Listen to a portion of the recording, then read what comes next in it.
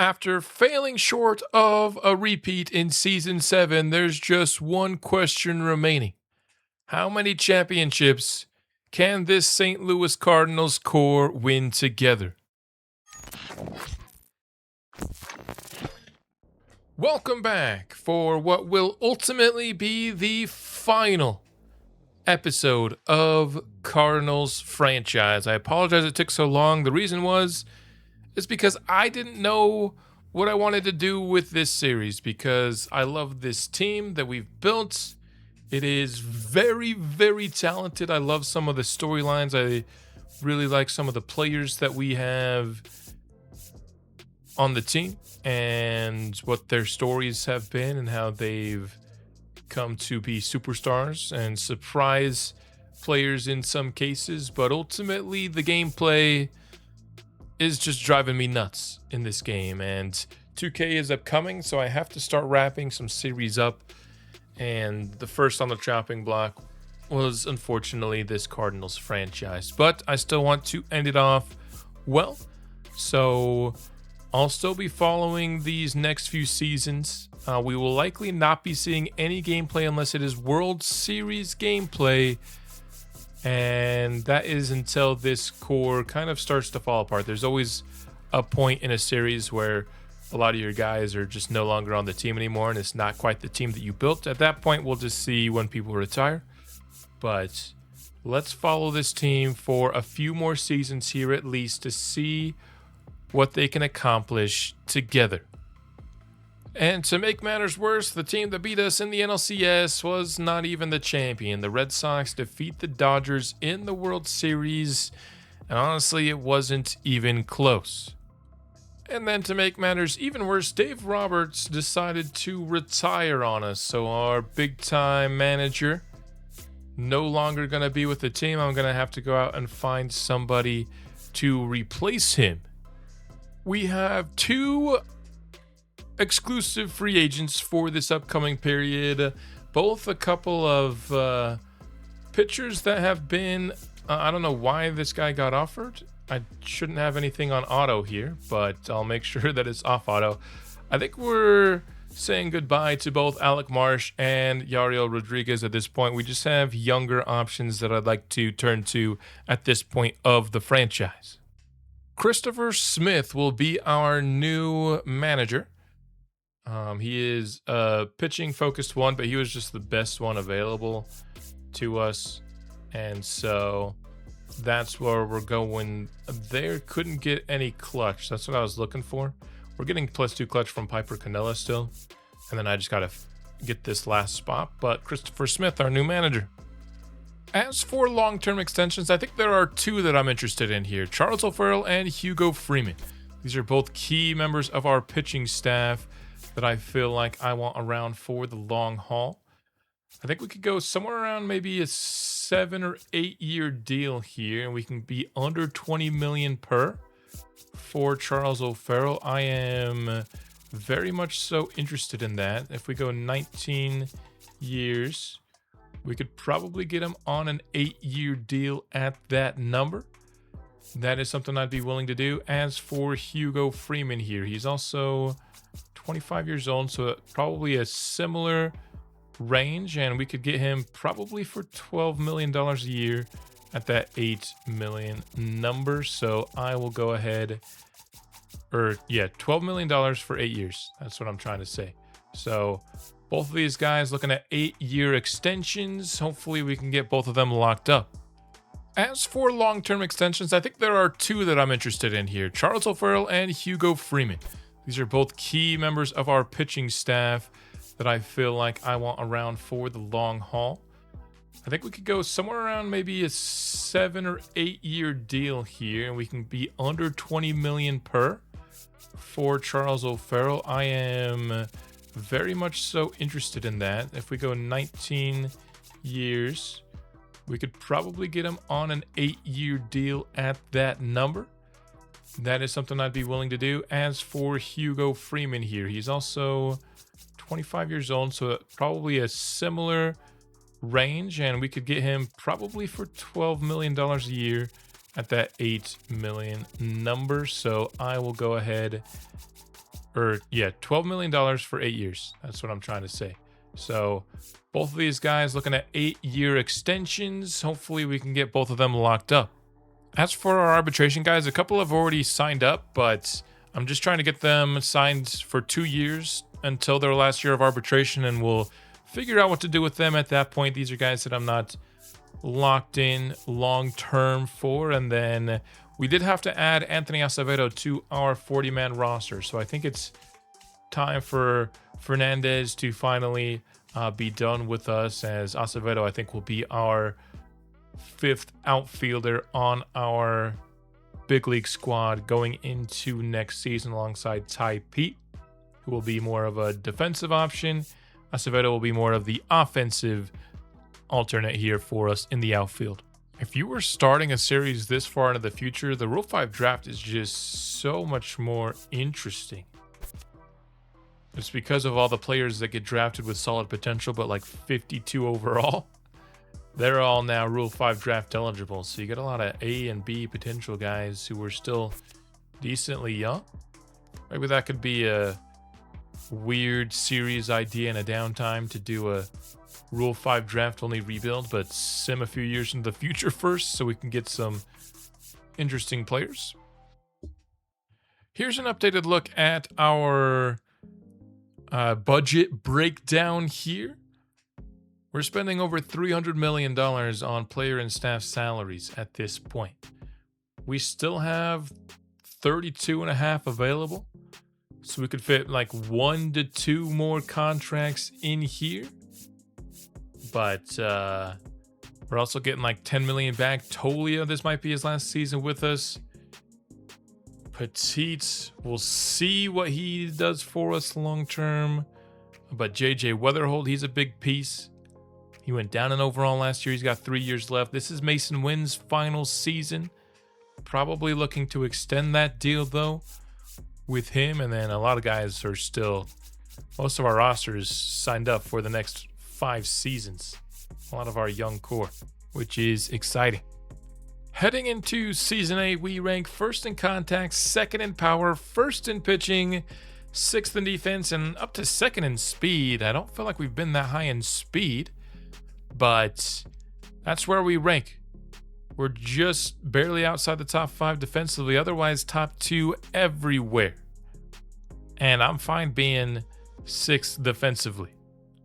So here's our lineup ahead of Season 8, and I just had the suggestion in the last video to just let the CPU take control of our lineup, and so that's what I'm going to do.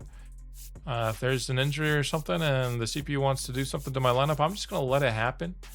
I'm not going to take control of it myself. Maybe that'll lead to a boost in our offense in the postseason. Also, probably not watching the team as much will lead to a boost in our offense in the postseason. And as for our pitching rotation here, of course, Vinny, our opening day starter, Rosa, O'Farrell, Ramirez, and Ramos. I'm going to have Liam Doyle be a long reliever for us. I initially didn't. I had all bullpen players, but the one, I guess you can call it, downside of our current bullpen situation is we don't have like hardly anybody other than Hugo Freeman. Nobody's stamina is above like the mid-20s of all the guys that we have in our bullpen. So I decided to, I guess, Brett Chang has 35, which is why he's in the long relief role. But that's why I decided to go with Liam Doyle here, just to get someone who, in case there's an injury or just a really bad start, that can eat a few innings, because we really only have 1 inning guys, and then maybe 2 inning guys in the cases of Chang and Freeman, who's our closers, so we don't really ever want him out for 2 innings. Let's get a minor league update here for our top potential players across all of the 3 minor league levels. Ross Seacrest here is up to a 75, a +4 season for him. Floyd Gomez as a reliever that can really strike people out. He's up to a 74, another +4 season. Darius Katimer, once again, another big time bullpen arm. So we've got bullpen options. I mean, there's no way Katimer should be not in Major League Baseball right now, but our bullpen also just happens to be very good. Todd McDonald is up to a 77. I really hope we get to see him pitch in the World Series at some point in this video, just to see that knuckleball. That's probably the biggest thing that I wish I could have seen that we have not yet seen as we head into our long-term sim here. Bill Burrow, unfortunately, has dropped to B potential, but still throws pretty hard, still strikes people out, so I'm not out on him. And Senja actually pitched pretty well for us here and is gaining overalls. Another regret here of this series. I really wish Senja would have worked out, but it just didn't happen. As for our double A roster, George Ruiz goes up 5 overall. He's now a 69 overall. Nice. He is somebody that I think could eventually take over Jason Petit's role. Mariano Bonilla, starter here. He is up 5 overall this year. Rivera got injured, I think, a couple of different times this year, but despite that, still a +6 season for Rivera. Hitting 295 on the year. That is pretty nice. Very good clutch, very good against lefties. Antonio Ramos. He throws 98 miles an hour. He goes up +4 overall. Willie Garcia.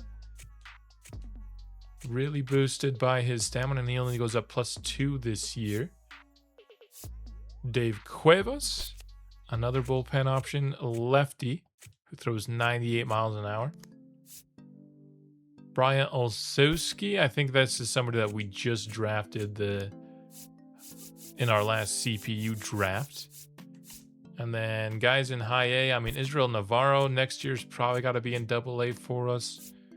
And then a couple of other guys here who I think I'm fine being in high A. But yeah, Israel Navarro next year getting the promotion up to double A. 96 and 66 is your record here for Season 8. We'll win the division and get the number 1 seed in the NL playoffs. The Dodgers at number 2 this season. But that is now 3 straight seasons that we have actually lowered our win total from 104 to 100 down to 96. We're going down 4 a year. I don't want that to continue going forward, but of course, getting 100 wins consistently is quite difficult. All right, we got some league leaders here. Vinny Nunez, strikeouts. Ramirez comes out here with the highest winning percentage and wins. Bruno Rosa with the most shutouts, and Vinny with innings pitched. So our pitching staff really killed it in terms of leading the league in a lot of categories. And then Jason Daly walked more than anyone in baseball this season. Taking a look at our offensive results, it looks like nobody had an insane season for us. I don't know if we're ever going to get an offensive MVP out of this team, despite having many people who are worthy of it. Oliver Davis has officially reached 99 overall. He's done it. And these are the ratings that got him there, and just insane contact player. The clutch really driving his contact overall down, but the vision in 95. His power against lefties is up to 93. So Oliver Davis, the third player to reach 99 on our team. Kai Alana, unfortunately on a cold streak, just under 300 average with 27 home runs. Should have said that Oliver Davis had 36 homers for us this year. Both these guys above 880 OPS. Next was Rodriguez. So our catchers, absolute money. Then there's Jason Daly. He didn't get to 20 home runs this year, so not quite the player he's been for us. That's his lowest OPS since his rookie season, and so his WAR is down to, that's not his lowest WAR since his rookie season though, but it is his lowest in 3 seasons. Mason Wynn hits 25 home runs for us this year and could be in play for yet another Gold Glove. We'll see. His fielding has dropped off a bit at this point in his career. Jason Petit goes 278 with 26 home runs, and he's the last guy who hits 800 or higher OPS. Anthony Acevedo only had 46 at-bats for us, but hit 300 in them. J.J. Weatherholt, 275 average with 23 home runs. Tolia, 263 average with 23 home runs. Alvin Logan ends the season on a hot streak and hits 33 homers for us this year. Nate Evers didn't get much playing time. Culpepper or Grady Dotson ends up with the lowest OPS at just a 680. So he's still getting some improvements in his contact, which is nice. His power didn't go up at all. Only hit 13 homers, but still love me some Grady Dotson, and he's still got room to improve. As for pitchers here, let's go by FIP. Felipe Gonzalez is somebody that we had to add to the 40-man roster because he was Rule 5 draft eligible, and he got the September call-up and pitched very well. Brett Chang was really good out of the bullpen this year. Vinny Nunez, he ended up with 231 strikeouts, a 3.46 FIP, 3.52 ERA, and a 1.19 WHIP. Comparing that to previous seasons, that is his highest ERA since his second season.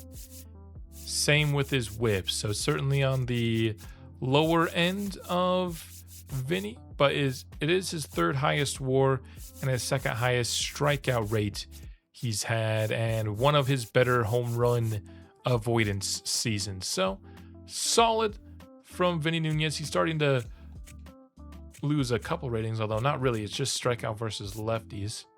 Bruno Rosa played really well for us. 2.73 ERA, 1.13 WHIP, and 197 innings. Hugo Freeman ends up with 41 saves to 9 blown saves for us on the year. His potential went back down to B. It was a high B. It went to a low A, back down to a high B, it looks like. Hopefully a high B, not like a mid B. Would not like if he was pretty much done developing. Steve Rausch hasn't looked all that good for us, honestly. Wasn't impressed with his performance in the playoffs when we watched last year. These numbers aren't exactly inspiring, although his FIP at a 3.92 makes it look better. Willard Watson was not good in 59 innings this year.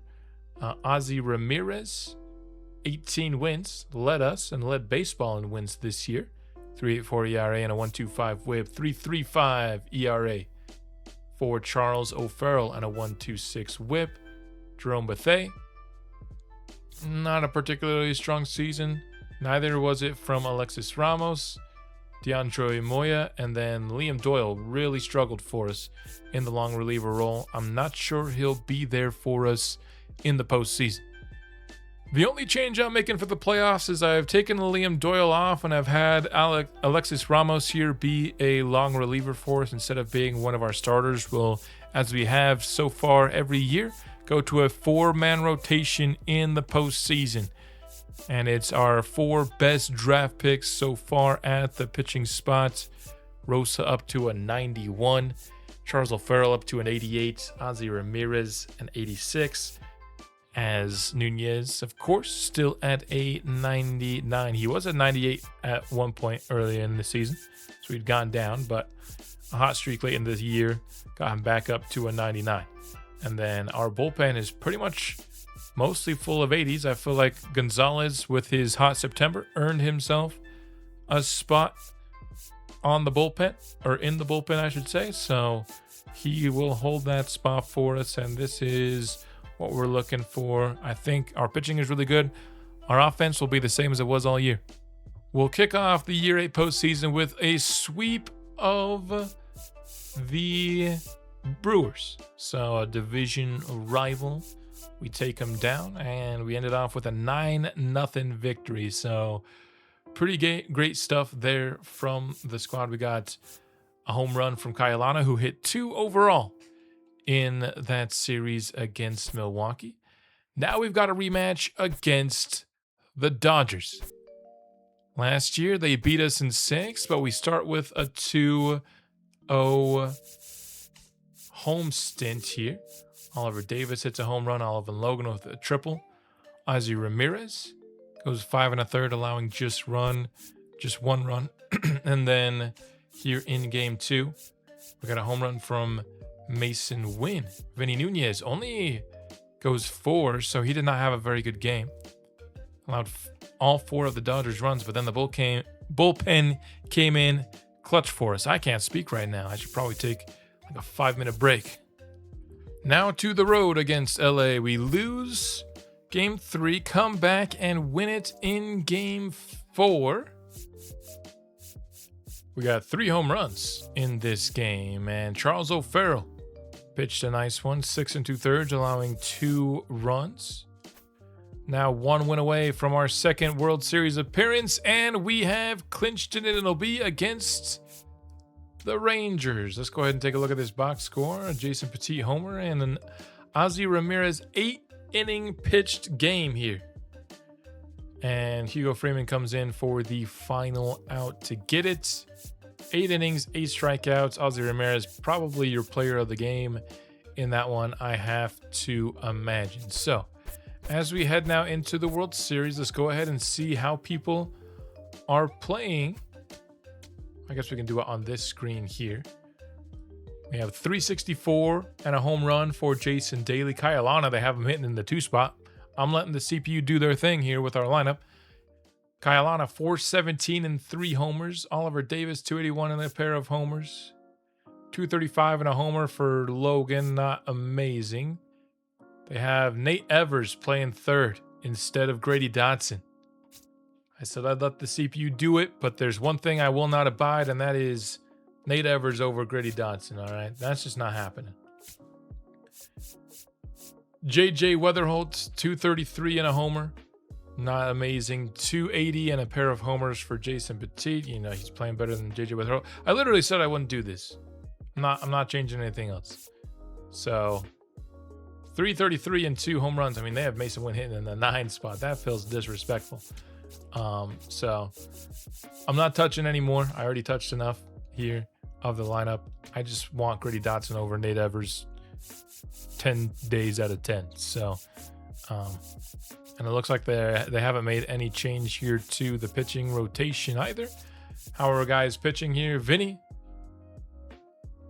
in 2 outings, hasn't looked amazing. We saw the one that he struggled. Rosa has also struggled. Charles O'Farrell is pitching like a beast. So is Ozzie Ramirez. As for our bullpen, Brett Chang's doing well. Alexis Ramos is struggling. Roush doing well. Moya's struggling. Felipe Gonzalez. I mean, we might have found a stud here. Jerome Bethay, stud. Watson, stud. Freeman, pretty good. So our setup guys have been setting Hugo Freeman up perfectly, and Freeman is not blown a save.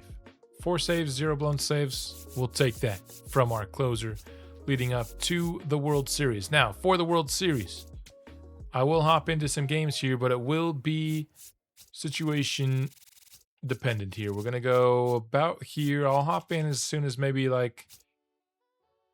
hop in as soon as the 3rd inning, but we just got to get some scenarios here. And that's what we're going to do. If we don't get scenarios, we don't get scenarios. If we do, we'll hop in and watch them. So let's go ahead and start to play this Rangers team. What are we dealing with out of this Rangers team? They're one of the teams on my short list for a series in the future. That's right. They got a couple of pretty nice outfielders drafted early on in this series. Braden Quezada was a player I really liked that I remember. He's a pretty good, well-rounded player these days. Chad Golden I really liked as well. He's not much of a fielder, but he's also looks pretty dang good. So that's what they have here at the top. They've drafted well, but I mean, they have 1, 2, 3, 4, 5, 6, 7 players over an 80 overall on their entire team. I mean, how many do we have above 90? 1, 2, 3, 4, 5, 6, 7, 8. We have more players over 90 than they have over 80. This should theoretically be a shellacking. Oh boy. We're getting into it here. Hugo Freeman in the game. The Cardinals lead by 3. And Freeman trying to keep that lead. This is a tough one for Hugo. In a bind. What can he do? We'll, of course, stay CPU versus CPU as we have been. It's not Hugo Freeman that got into this bind, but he's the one that's been tasked with getting us out of it. On the ground, over to Dotson. Dotson makes the throw. I don't know if Nate Evers is making that throw. You hear me? You know what I'm saying? So, we will keep the 3-run lead heading into the final inning, and we'll see if we get another scenario here. We will not. The Cardinals will take game 1 of the World Series. The Rangers had a chance there late to tie it up, but Freeman got the job done. So, looks like Tolia's now wearing number 50. That's interesting. 3-6 is your final. The Rangers actually out-hit us in this game, but didn't matter. Vinny picks up the victory. We've got ourselves another pitching scenario in game 2. I mean, the Rangers were 81-81 this year, and they made it to the World Series. That just goes to show you, getting hot at the right time is everything in baseball. It's not always the best teams who make it all the way. But I think we were the best team. I think the game would tell you we're the best team. I think pretty much anything would tell you we're the best team. That was a good challenge there. We're looking at this same batter that we did last time we hopped in with the bases loaded. Who's got an absolute unit of a handlebar mustache. This time we're in the game a little bit earlier, though, with less wiggle room, less room for error for Rosa here. Of course, if we do end up allowing a run, which we will not, we would have had more time to get it back. But second time the Rangers have left things loaded in a high leverage situation so far in the World Series. You got to praise the pitching here. And we've got yet another pitching scenario here. More of a low-scoring affair here in Game 2. And Hugo Freeman in the closing role, trying to clinch a 2-0 start in the World Series. Can he get it done? Gets ahead of Eduardo Tait 0-2.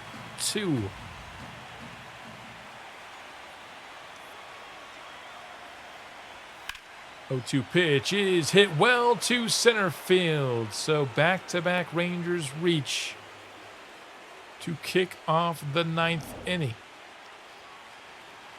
Not what we were hoping to see from Freeman. Forcing a swing and a miss here from Sebastian Walcott. He is one of their highest rated players, but they have him hitting down at the 8th spot in their lineup. That one runs foul. So, Hugo Freeman, once again, a good job of getting ahead of the count. Theoretically, he's a great strikeout pitcher. But once again, this is hit into the outfield and is past the glove of Tolia. This will be a blown save. No, they'll keep him loaded. Yeah, I guess Luke Keeschel here had to ensure that Tolia didn't haul it in, so he wasn't able to run on it. But we're going to go with a different pitcher here. I mean, I can't blame the decision here. Felipe Gonzalez, though, being the one to come in is interesting. Here's our first look at Felipe Gonzalez on our MLB squad. Really need something popped up in the infield like we just got. And now the double play can win us game 2. It's really unfortunate for Hugo Freeman, man. I was so excited when we got him as a closer. I was hoping he'd be a dominant one. I haven't really seen that come to fruition yet. He's still got time, though. Don't like that I saw his potential go back down into the B's, though. It's not a good sign. Going up against the Rangers leadoff man. What kind of ratings are we looking at here? Clutch-wise, only a 62, so not the most impressive. Tolia, though, he's going to be forced to throw it home to beat the runner, and his arm is terrible. Officially, I think that would be a blown save for Freeman, no? Sometimes baseball rulings, in terms of pitchers, confuse me, but I think that's a blown save for Freeman. The first of the postseason. We've seen way too much of this handlebar mustache, dude. He's 0 for 4 today, and he's behind 0-2. Let's keep this tied. And maybe we can walk things off bottom of the ninth. What say you? 1-2 pitch is fouled off again. 10th pitch of the outing for Gonzalez is lifted to left. They're hitting everything right at Tolia. And we'll remain tied. Let's see if we'll get a scenario here. Offense couldn't come up with anything in the ninth. I wish they'd give us, I don't know, one offensive scenario every now and then. Our offense has to actually do something to give us a scenario. So there's that. And that is off the first base coach. That just saved us. Wow. What a janky play. Going for the pickoff. It's a terrible throw from Gonzalez, but the first base coach for the Rangers saved that from being a runner in scoring position. And now the bases are now empty again. I think we can hop back here. We can see if our offense will come up with anything. Nope. Another nothing burger inning for our offense. Grady Dotson finally gets on base for us. We'll see if the top of our order can find a way to walk this off. Bottom of the 11. Going up against a lefty here in Terry Lane. I maintain that challenging the first pitch of an at-bat seems like a relative waste of a valuable resource. Jason Daly out to center, and it's Quezada. 2 gone. So now it's up to Kai Alana to try to walk things off for us. He's had some great World Series moments in his career so far. Looking for another one. Terry Lane can really sling it. That one came in at 100 miles an hour.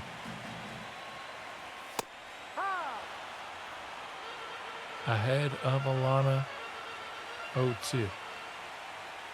Terry Lang going away. Come on, Kai. Let's get out of this game. No need to go to a 12th inning here in Game 2 of the World Series. Shouldn't take us 12 innings to close out this Rangers team ever, hardly. And instead, Kai chops it to first. And our offense is showing exactly why this is the last episode of Cardinals franchise. Back for the 12th. I don't want to hop in this scenario. Give me a base runner. Oh, they knew. Oh, wait. Was that? Oh, the Rangers scored. I thought that was a walk-off homer. Give me a base runner. There we go. Then I'll hop in. Because now, a double could win us the game. Michael Tolia. No, off the plate. He's been the closest thing we've gotten in this series to an offensive player winning MVP. He was on the ballot that 1 year. Hitting in the 7th spot for us. Hasn't been an amazing postseason from Tolia, hitting just under 230. But It looks like the Rangers are trying to get Grady Dotson on the plate because they're pitching around Tolia a bit here with Russell Saunders. And Tolia, green light swinging at the 3-0 pitch, makes it 3-1 as he was out in front of it. And there you go. As expected, the Rangers looking to bring Grady Dotson. And we will counter with pinch hitting Anthony Acevedo. Our first time seeing Acevedo at bat at the major league level here. 92 clutch. That's pretty good.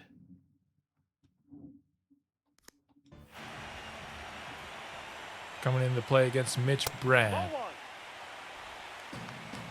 It's a lefty-lefty matchup.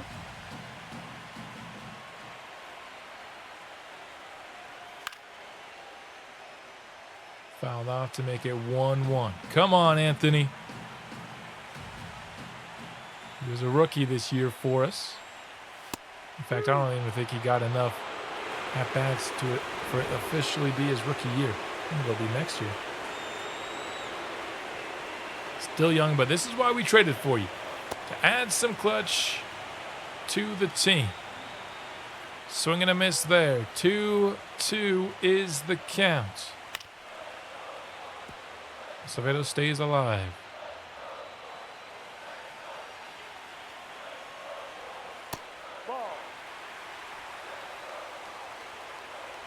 The count now runs full. Acevedo. This is another reason why this is the last episode of this series. I'm tired of these at-bats. And Acevedo swing and a miss. Especially because we're forced to watch the super long at-bat and it almost always ends up doing nothing. Kevin Culpepper in on third base for us. You know what? I don't even care what happens. I am not hopping back into this game. 13 innings, are you kidding me? Just show me how the game ends, dude.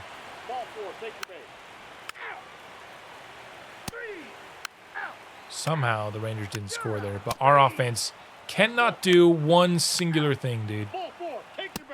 Number 1 contact, number 2 power. Finally, Jason Daly ends the game. Holy crap, was that 15 innings to get a run, dude? Oh, man, we got the 1 homer from Oliver Davis, but this team makes scoring a run seem impossible. And now I'm not regretting my decision to make this the final episode of Cardinals franchise. This offense continues to disappoint me. 15 innings. Jeez. No scenarios in Game 3 as we would take down the Rangers pretty handedly here, 9-2. Got a 2-home run game from Alvin Logan. That's pretty nifty. And pitching this one for us was Charles O'Farrell. He continues to be rock solid for us in the postseason. Hey, we've got ourselves an offensive scenario. We're down 1, top of the 7th. And Kayalana is up to the plate. He tried to motion the runner from third home. Now, this is yet another scenario where, theoretically, Kayalana's one quirk that he has should come into play. Situational hitter. He excels at driving in a runner from third with less than 2 outs. I have yet to see that actually come into play at all in this series. And now they're intentionally walking him, so we won't see it come into play. And instead we'll have the bases loaded for Oliver Davis. The Rangers want the double play possibility here. So, can't blame him for that. But I would have loved to see that one quirk that he has actually do something in this series one time. Davis, he has not been shy about swinging. He's behind 0-2. Decay to Horton here. Gets contact on that to stay alive.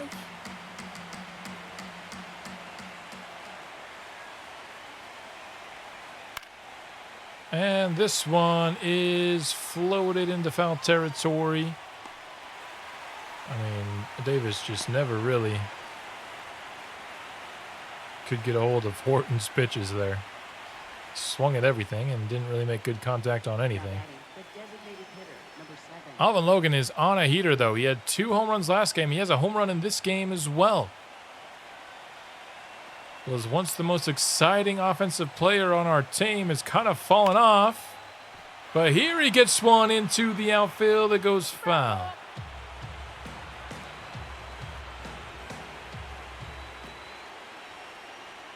And Alvin Logan come through in a clutch spot for us. Top of the 7th. And they'll say he went around. The pitch upstairs.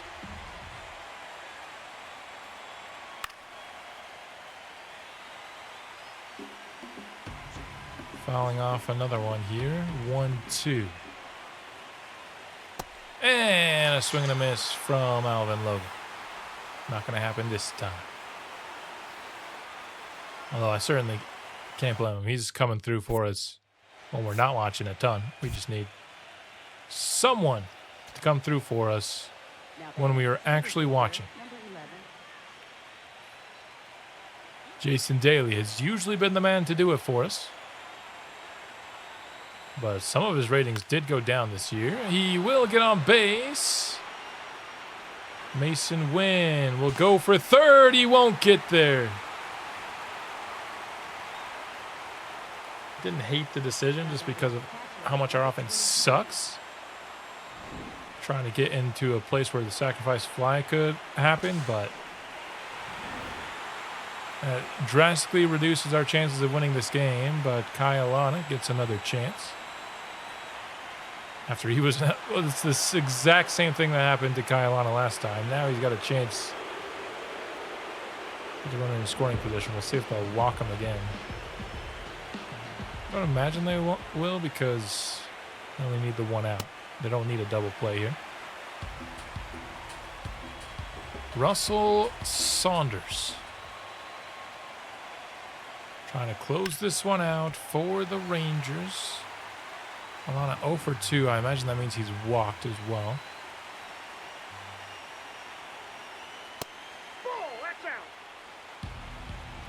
We know about the intentional walk.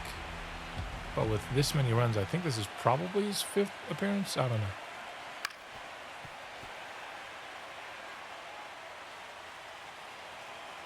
Another at-bat littered with foul balls here to make it 2-2. Another foul ball. Rangers trying to steal their first win of the World Series here in front of their hometown fans. Full count. Pitch is by Kyle Lana. The runner will advance to third. We'll have runners on the corners. I mean, this Rangers team is the one team other than ours that seems to have problems with wild pitches. They're just as bad at it as we are. Maybe somehow even worse. Oliver Davis to center field, and nope, our offense doesn't come through once again. Oh, man. We're still only 1 win away from winning the World Series, so there's that. But I cannot watch this offense play baseball much longer. Which is why, of course, again, this is the long-term sim episode. Grady Dotson 2 for 3 with a home run today. A home run from Alvin Logan. 3 hits for Jason Daly. So, I mean, we weren't terrible offensively. We're just terrible whenever I watch them, and I don't know what it is. It looks like Vinny Nunez is trying to complete a complete game shutout to win the World Series. This would certainly add to his legend. We scored 1 run. It was 0-0 through 7 innings. What is with this offense, dude? What is actually with it?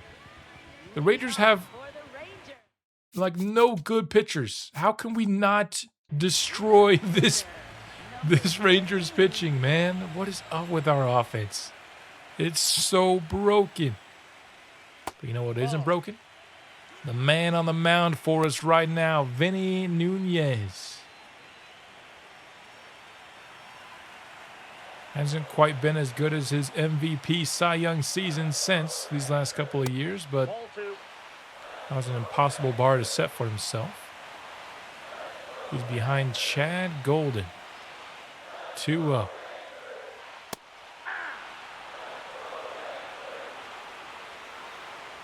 It's about to be pitch number 88.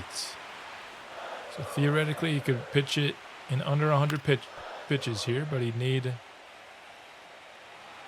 to get some decently efficient outs here in the final frame. Oh, man. Can we stop with the foul balls? We don't need like 2 to 3 every single at bat. MLB The Show. It's not actually necessary. Count runs full. Golden proven to be a tough out here. Kick off the inning. And it's up the middle. Chopped to Mason Wynn, and the first out is acquired on the splitter. I'll bring up Braden Quezada. Hey, these were the 2 batters that I wanted to see from the Rangers. You get to see them both here, trying to keep the Rangers season alive. 0-1 in there, but Quezada disagrees, and he will win that challenge.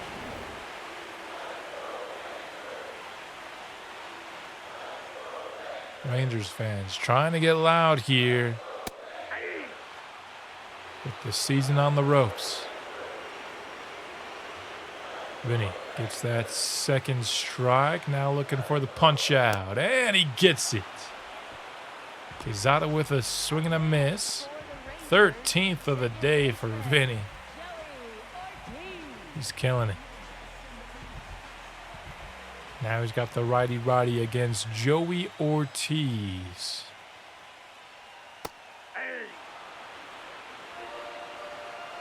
For the complete game shutout to win his 2nd World Series. Ahead 0-2. Can he do it in less than 100 pitches? This is lifted into the air, totally underneath, and the Cardinals have won their 2nd World Series. In our series, I should say. They've won a lot more than that in their franchise history, but Vinny Nunez, what a way to clinch it, as once again the pitching carries us to the championship. 1-0. We put 1 run on the board in the 8th inning, and that was enough to win the game. Here in Game 5, couldn't quite sweep the Rangers, but we will beat them 4-1 and put a 2nd championship trophy under pretty much everyone here's belts. You haven't changed the team all that much, honestly, from 2 seasons ago. But we do have a new manager for this one. No longer is it Dave Roberts, and the year after he retires, we win a World Series. So, sorry, Dave. Maybe not the ideal time to retire. Could have put 1 more on your resume. Love to see it, though. And you love this shot, the whole squad all together for the championship photo. We've got 2 exclusive free agents, and these ones are interesting. So I'm going to make a different offer. So when you don't want to sign your draft picks, you have to put all of your contracts on automatic in this game, which is a really, really bad design, I think. So let's go ahead. So he's looking for, I think a 3-year deal is what I want here. And I'll go over what he's asking for to try and get this done.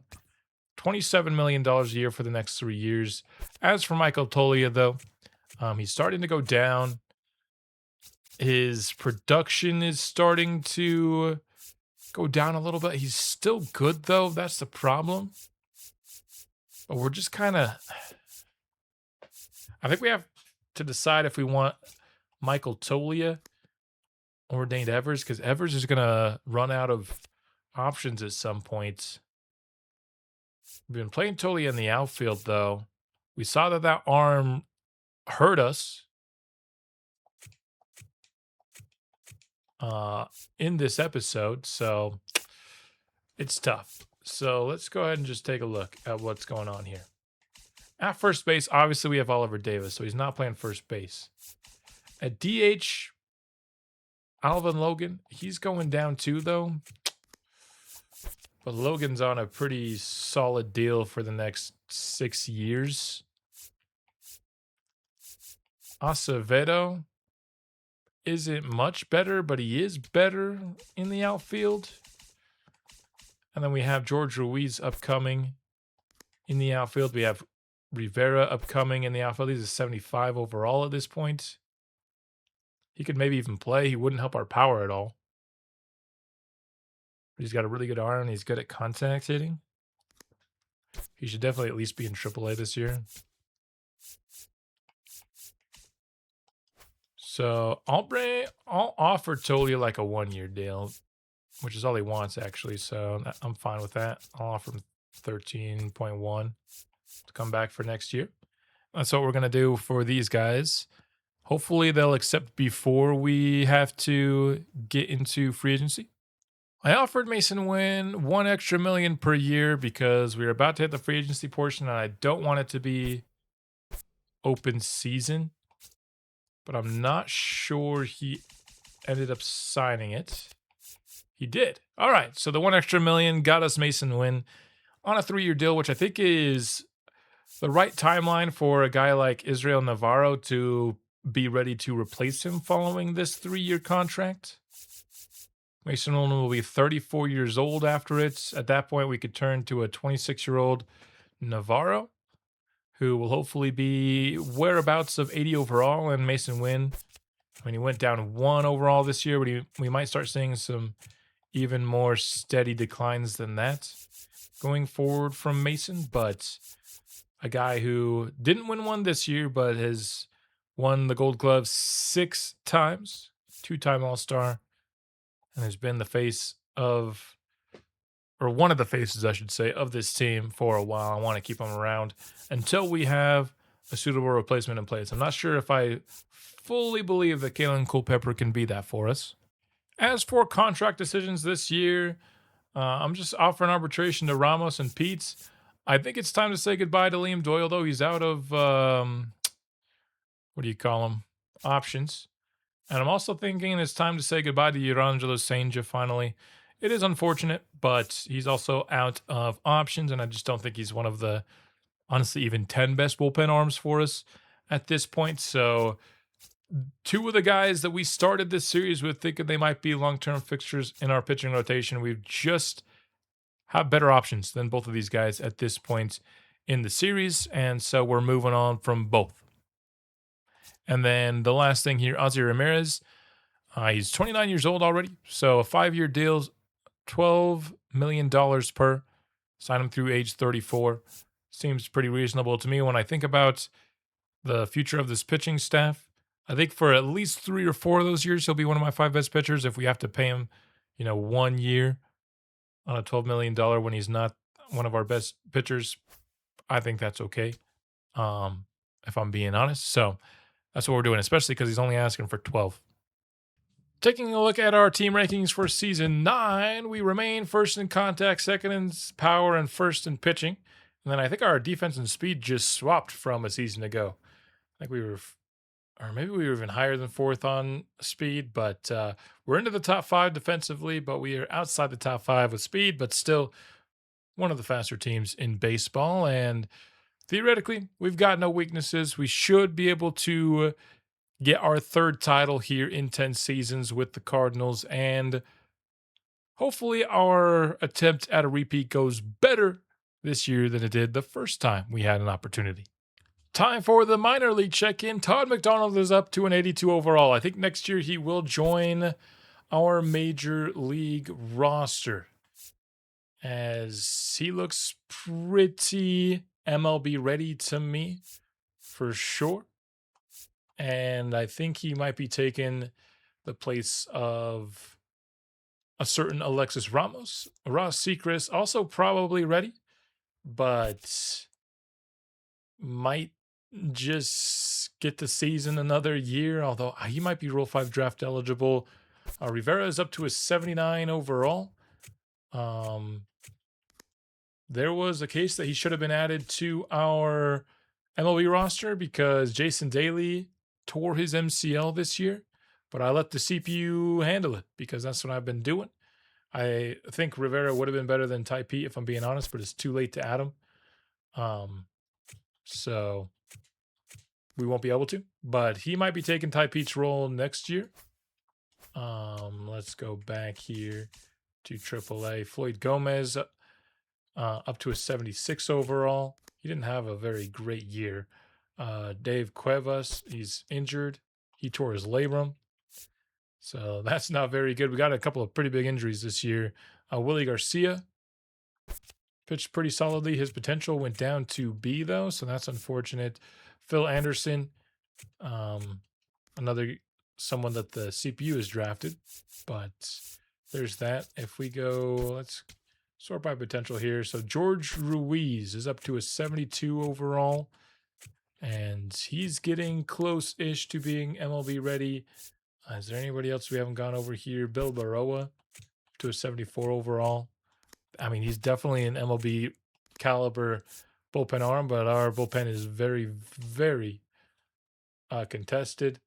Mariano Bonilla went up 3 overall to a 74. Antonio Ramos went up 5 overall. Israel Navarro is up to a 70. He's probably got to be a AAA next year. I don't know why they promoted this guy to AA. I had him at single A, but that's what you get for letting the CPU handle things. Brian Olszewski is up to a 72 overall. He's also a big injury. If you're a fan of Felipe de Jesus, I know there were some people hoping for his redemption arc. He did get his potential increased to B this year. So there's that, and he's also up to a 77 overall. So he's pretty good, and he's definitely, I think, now ready for AAA. Some of this, I mean, the season's over, so it won't really matter, but I think there's a few guys here at the top who should be promoted to the next level. And then high A people, at this point, the guys in high A aren't any names that we recognize because they're guys that the CPU has drafted over the last couple of years.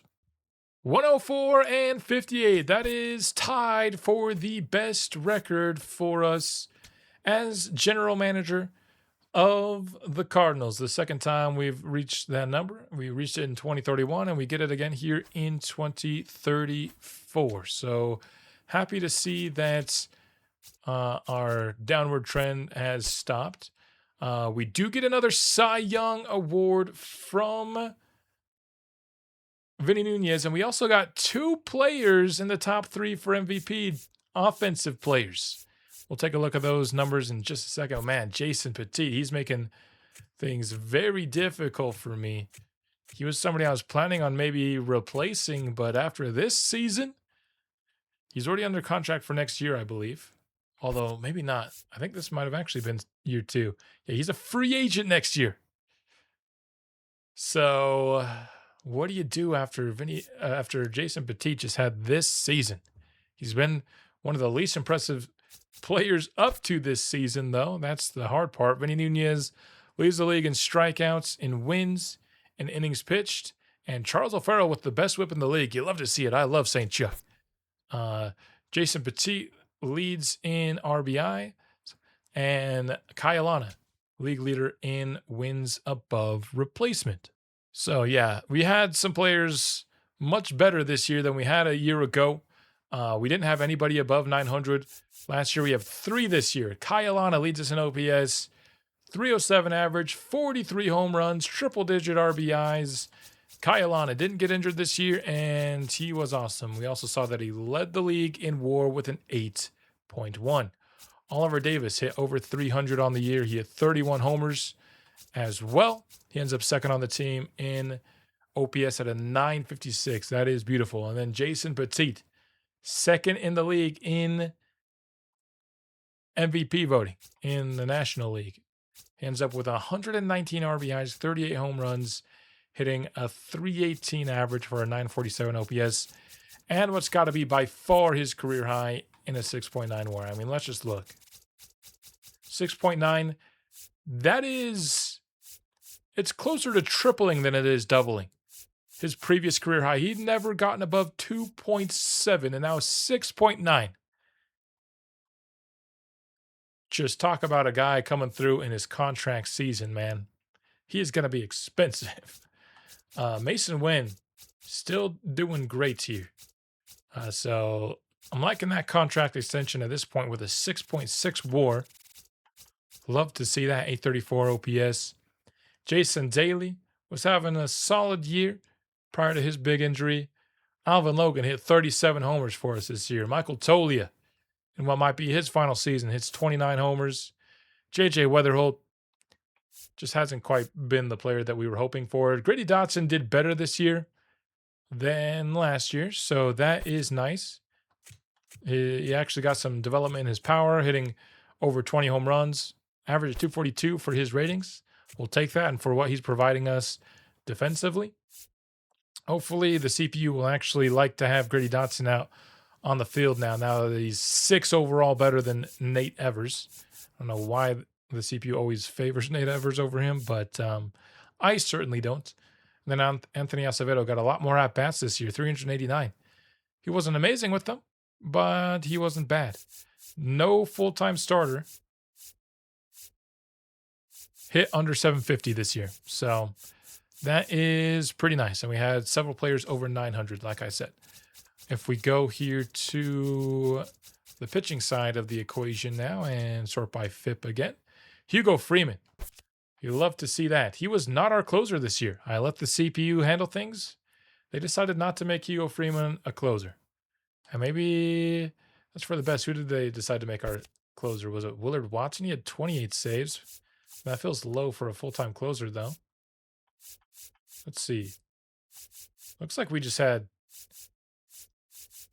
a closer by committee this year. I don't know if I love that decision by the CPU. Charles O'Farrell was really good this year. 109 whip, 3.48 ERA. He's up to a 92 overall. And just look at how well-rounded that skill set is. All of his per nines are between 73 and 75. That is pretty rare to see a skill set that evenly placed out. And his clutch is up to a 98. So Charles O'Farrell, absolute beast. Brett Chang, another good year from him. Vinny Nunez, Cy Young Award winner. Despite, I mean,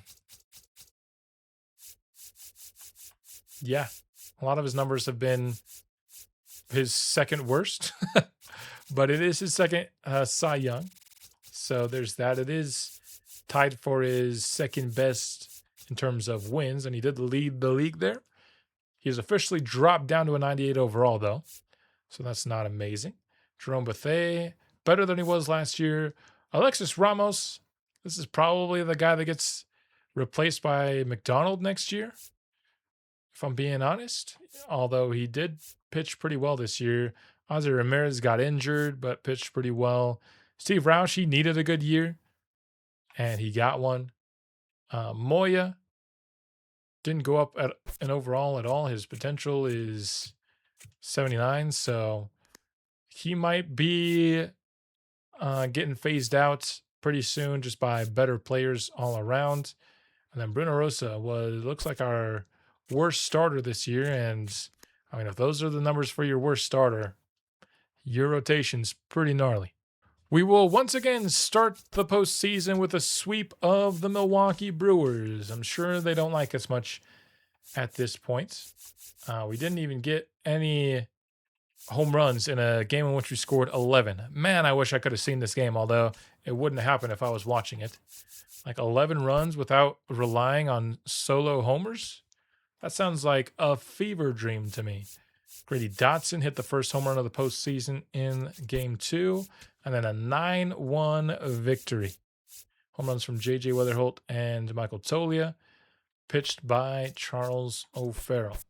So, we'll be facing off against the Mets in the NLCS this time. We'll drop Game 1 5-6, but come back with a victory 4-1. Ozzy Ramirez pitched this one, goes 7 innings.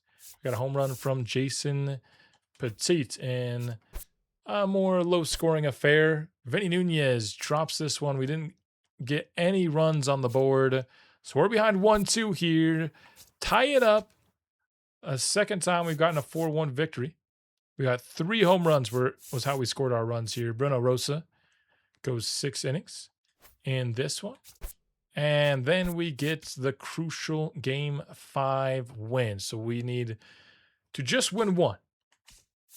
Back home here, we got Charles O'Farrell pitching in this one. He only lasts 5 innings in this game. Home runs from Oliver Davis, Jason Petit, and 2 from J.J. Weatherholt.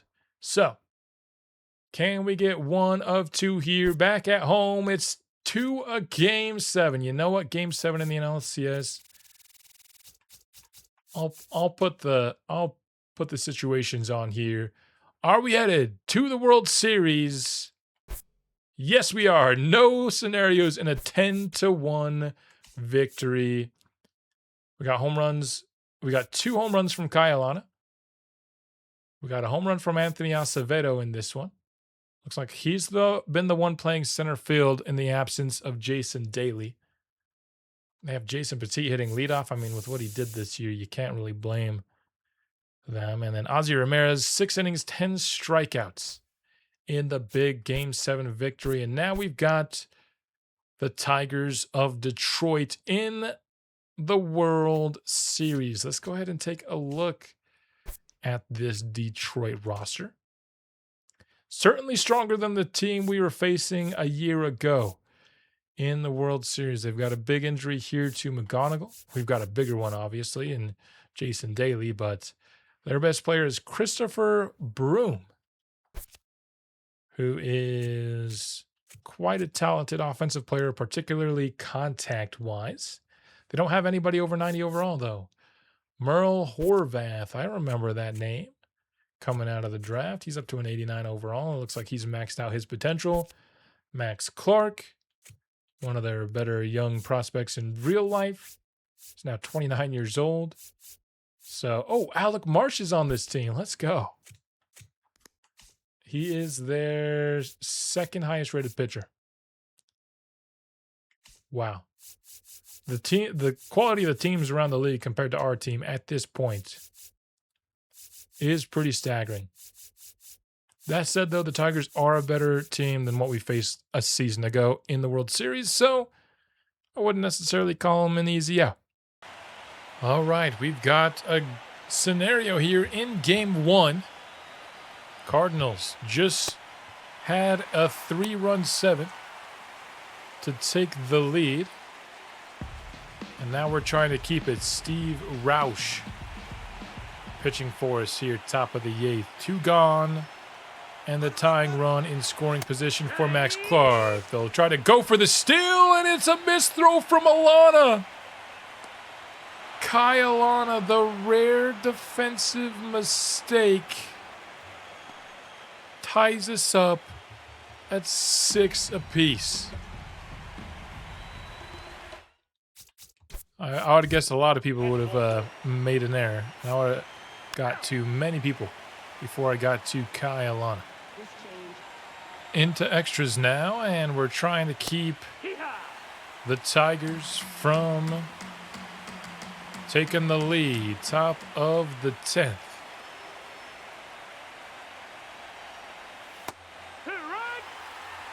Getting ahead of Caden Bodine here. 0-2. Another extra innings game. Hopefully this doesn't reach 15 before our offense is able to do something. And he's swinging the bat. Could be the winner here. Bottom of the 10th. We'll see if we get another scenario. And we do. This time an offensive one. It's Tolia with a man on third and 2 gone. Any sort of hit here from Michael will win us Game 1. Rockets 1 foul on the first pitch, 101 off the bat. Tolia hitless in this game. That's the ball. Tom Cattermere here. Let's see what he's all about. He's a 77 overall. Seems to be a pretty gettable guy, if you ask me. But he forces the swing and miss from Michael Toglia on this occasion. Toglia now in a situation where he needs to protect. 1-2. Good eyes there to look at that one upstairs. Can Toglia come through? Another one high. Gritty Dotson on deck. We've seen teams try to get to Gritty Dotson in a clutch scenario before. We've also seen Gritty Dotson come through for us in the clutch before. So I wouldn't mind if they decide to walk Michael Toglia here. But I also wouldn't mind if Toglia could secure the win. And another foul ball. This will be the 8th pitch of the at-bat for Michael. And it is another foul ball. Dude, like, what do you got to do? I'm going to go on a very tiny... That's not the sliders here. Bruh. Foul frequency is down. It's at 1. Like, come on, dude. If this was happening occasionally, fine. But it's like every other at-bat has like 3 or 4 foul balls in it. Michael Toglia down the third baseline. The throw beats him, and we're heading into the 11th. Not going to do that one here. Our offense still can't go. Sure. We'll see if we can walk it off here. Bottom of the 11th. We've got 1 gone and a runner on third. Petites has been elevated to the leadoff spot. Nice challenge there by Detroit. Beautifully done, wasting it on the first pitch of the at-bat. Jason Petit, it's out to right field, and the Cardinals will take game 1. Another case where it takes us too long to score a run for how talented this offense is, in my opinion. But ultimately, we do get the job done, and we'll take the first game of the series. Game 2 is a 12-3 victory without any scenarios to even hop in on. I'm starting to think, like, our offense is just better when we're not watching. We're a sim offense, man. Bruno Rosa goes 7 innings in this one, allowing 3. And we get 2 home runs from Oliver Davis. We also get home runs from Logan Acevedo and Weatherholt. Anthony Acevedo, not a very good power hitter. 3 home runs in the postseason. Pretty nice. We've got ourselves another late game scenario. This time, we're trying to take the lead. The top of the 8th. It's Grady Dotson. The one up to hit for us. We've got runners on first and second. Mason Wynn in scoring position. Dotson, 217 so far in the playoffs. No hits here in game 3. So the average not quite as high as it was for him in the regular season. But we've seen this guy be a playoff stud. Now we need to see him do it again. Going up against Witherspoon here. That one is fouled off. Keep the count 1-2. And Dotson swinging a miss. We'll stay tied at 4 apiece. Let's see if we'll get another scenario here, and we will. It's another offensive one. Top of the 9th with a runner on first. It's Ollie D. Hitting in the leadoff spot for us now. Not sure. I mean, in some ways, he is a prototypical leadoff man. Just doesn't maybe have the speed and stealing, but he's certainly a high-contact player. In fact, especially with Jason Daly gone, you'd have to say he's the best contact hitter on the team. I guess Kylon is also very good at it. We are the #1 contact team in baseball, after all. 1-2 pitch. Oliver Davis lifts it softly out to right field. So Logan Marte out there for Detroit, hauling it in. First out of the inning. That'll bring up Kyle Lama. 460 in the postseason. He's absolutely killing the sin. Would love to see at least one more good Kyle Lama moment here. We'll get a failed challenge there. These Detroit catchers, man. They don't know what a ball and a strike is. That could be a runner in scoring position, and it will. No, it won't. How are we not running on that? When he didn't even try to go for it, I just assumed he was already at second base. Why are we not running on that, man? Alana ahead 3-1. Phillips not really trying to test our superstar. But you go from the guy who was third in MVP vote getting to the guy who was number 2. It was Tolley on first. I mean, he's not super fast, but I feel like that was runnable. Jason Petit. What he has been his entire career, not just this year, is one of our highest rated clutch hitters. He's in a tough spot here. 0-2 is chopped up the middle, and that'll get by the infield. Tolia on his way home, and it is an easy run. That puts us in a save spot for the bottom of the 9th, but we still have the chance to increase our lead. Hitting 4th is Alvin Logan. Ball outside. Alvin 2 for 4, has a home run already in this game. Don't look at those postseason numbers, though. They are not particularly impressive. He's been good today. That's out the corner. And that's ultimately, I think, what matters even more. Is that he's feeling good today, and so good, in fact, that Phillips doesn't seem to really have any interest in pitching him in the zone. 3-0, 4-pitch walk to load them up for Mason Wynn. It's been interesting to see how the CPU has handled these lineups. I've seen them have Mason Wynn at 9, but now they have him in the 5 spot.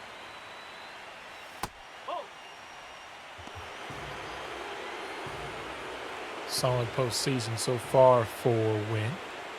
And a 2-hit day. Up to this point, everyone's running, and on the bunt opportunity, Logan gets tripped up. But it was enough to ultimately have Mason Wynn safe. I thought that was going to be a double play for sure. Look at that. Nobody knew what to do. Everybody was going crazy. We end up getting a 6th run. That is not the cleanest run you'll ever see, though. We got some insurance, but now the new highest rated clutch hitter on our team is Anthony Acevedo with his clutch in the 90s. Fortunately, every time we've seen him, he's been forced to play against a lefty, which is, of course, how you want to do it in the postseason. But, you know, that wasn't Dave Roberts' specialty. We'll just say that. Behind Josh Hader here, 0-2. And able to get contact on that. I mean, that's something. I was pretty well inside. Jamming him up. And a swing and a miss from Acevedo. Takes us into the bottom half of the 9th, but we've got a 2-run lead. I'm curious as to who they'll bring out. Should probably just look at who we have listed as the closer, but whoever it was that closed it did the job. Charles O'Farrell was our starter here today. And the man who saved it for us, they'll just show us the win. They won't show us the save. I'll have to take a look at the box score here. The save was Willard Watson. They've had be our closer. I don't love it. If we were watching, I would not have Willard Watson be a closer. But in Sim, he's doing just fine. We would secure the sweep without any scenarios whatsoever. The third title in 4 years for the Cardinals here. Pitching us for the win was Alexis Ramos, who went 7 innings, 8 strikeouts today. That's pretty good for Ramos.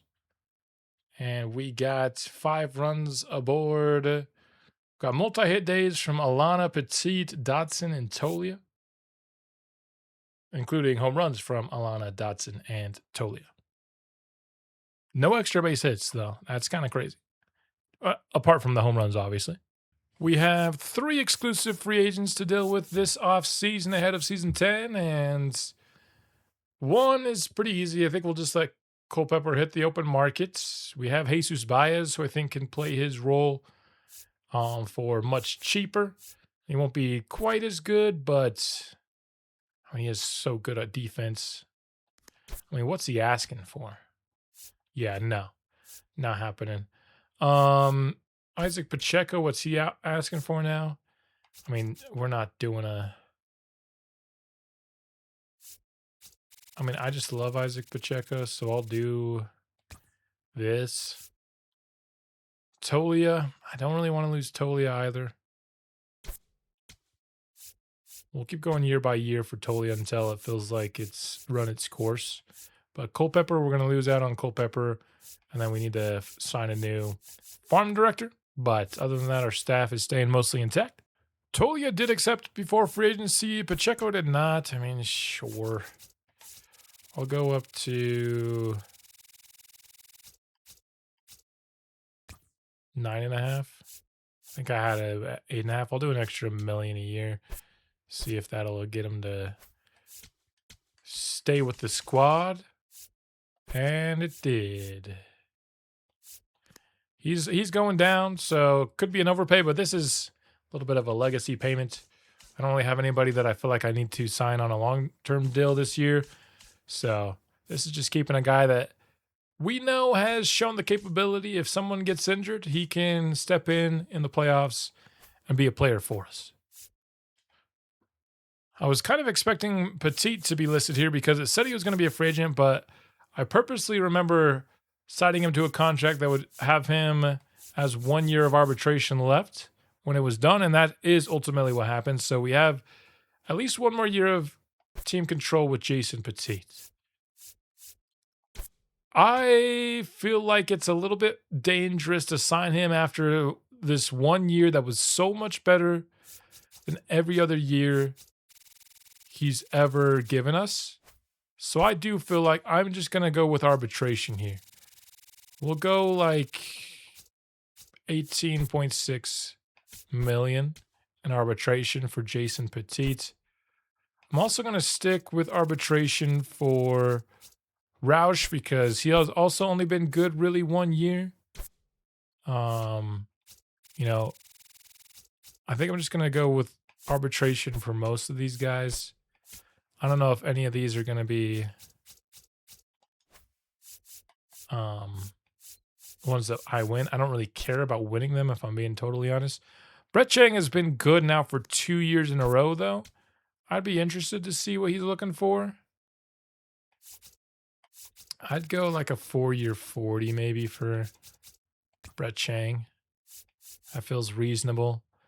Alexis Ramos, he got up to an 83, but I think his potential is still 82, so he might go down again next year. And I kind of want to go with Todd McDonald. Same with Moya. I think I might be moving on from 2 pitchers here. Ramos, I know he just pitched us our game-winning Game 4 in the World Series, but I think that's where I'm at with him. And then we'll just go like 3.6. I don't know for Ty Pete.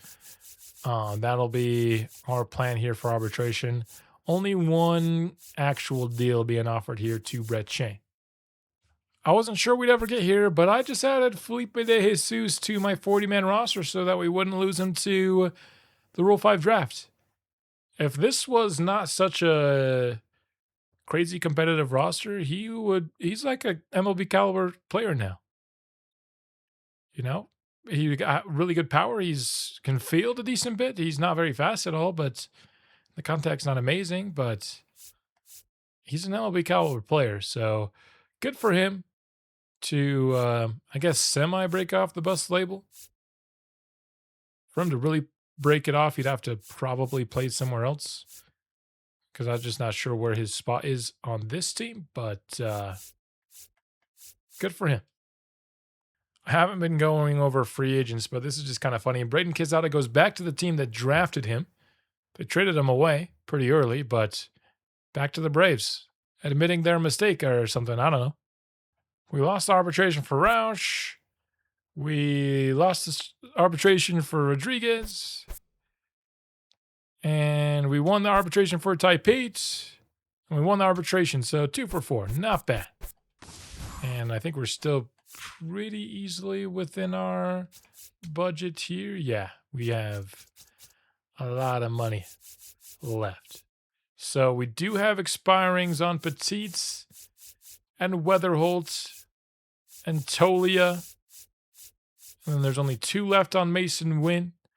We're probably getting near the end of the seasons that I will go through manually before we just kind of hop into more of a how many championships did we ultimately win and where did these guys' careers end up. We still have some money though, so we can keep this core together longer. I think there's a good chance we get another short-term deal with JJ. Petite, there's also a chance here. We certainly have the money. We're paying $342 million at this rate. We've never paid anyone more than Vinny Nunez, though. So he's been the top earner the entire time. And, man, look at Kyalana. He signed for $19 million all those years ago. He's not even one of the 5 top earners on our team. What a contract.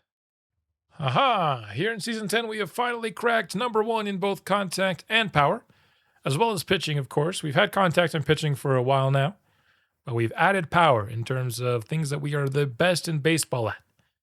I'm not sure we'll ever get speed. Defense, I could maybe see us cracking it at some point, but probably not.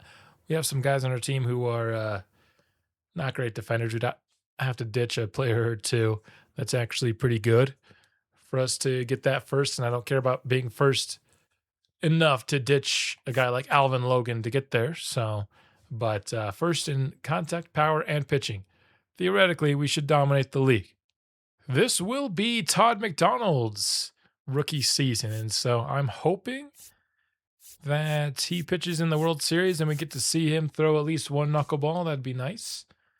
But here's a look at our team as it has been set by the CPU. Cadmer, I wonder if they'll make him the closer. I might manually put Hugo Freeman in there. Oh, no, they put them in there themselves. So they agree that he should get another chance at the closer role. Here's how they've put our bullpen. Interesting. I'm just going to make this quick change too. There you go. That's how we're going to have our bullpen. Bill Baroa can really strike guys out. He's up to a 74 overall. He's out of options, which is why I imagine the CPU has him on the big league team over a guy like Felipe Gonzalez, who's about 5 overalls better. But there you go. Let's get to the end of the season, see how we did. 113-49, our best season yet. Let's look at some league leaders. Vinny Nunez strikeouts at 243. Vinny Nunez wins at 21. Hugo Freeman saves at 55. Yes, love to see that. Vinny Nunez, 3 complete games. Vinny Nunez, innings pitched. Vinny Nunez, pitching war. Notification 2 of 2. Alvin Logan, home runs 52. Alvin Logan, 138 RBIs. Is that your MVP? Kyalana, batting average 334. Jason Daly runs. Jason Daly walks. Kyalana slugging, and even more than that. Jeez, we absolutely destroyed the league. We got Cy Young from Vinny Nunez, Hank Aaron from Kyle Alana, Rookie of the Year from Todd McDonald, and MVP from Alvin Logan, batting title from Kyle Alana. Wow, this is by far our most decorated year. The top 3 MVPs were all Cardinals. Vinny almost got his second. Kyle Alana third for the second consecutive year. Wow, Alvin Logan. So much so that he actually gained overall back. He was starting to enter the downturn of his career, but 52 homers and 138 RBIs. Yeah, that's pretty good. That's pretty good. Although, man, I might prefer this Kyle Alana season. Over 1,000 on the OPS. Second time in his career he's done that. His WAR, double digits.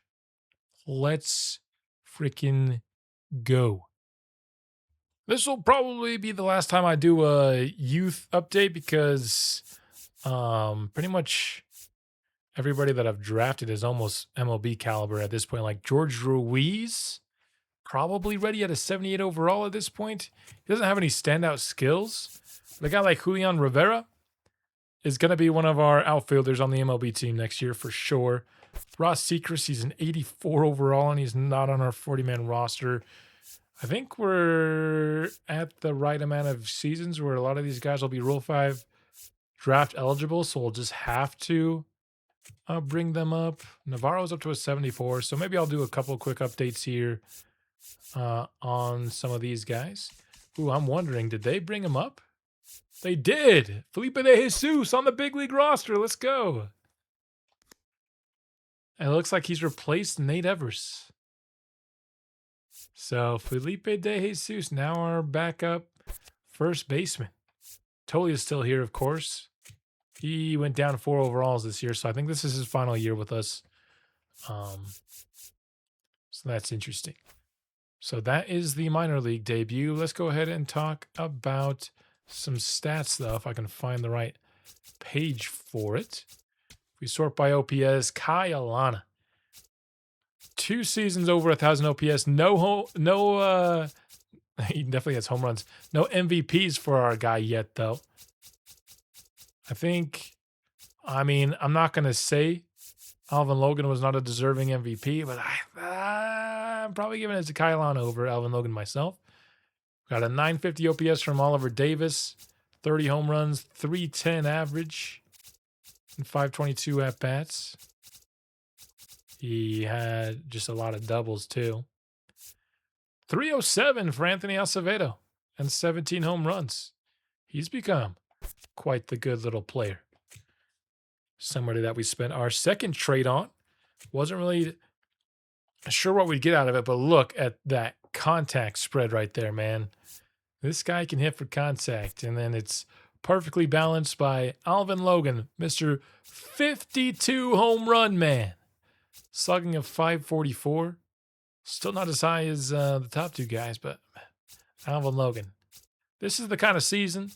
I wasn't hoping for him to hit 50 dingers every year, but this is more along the lines of what I was hoping to see from him a little bit more consistently. But that's his highest OPS in 6 years or something like that. He started off so high. He had that 900 OPS season. But it's actually his lowest average of his career, but he just hit so many dingers. He won MVP. Jason Daly.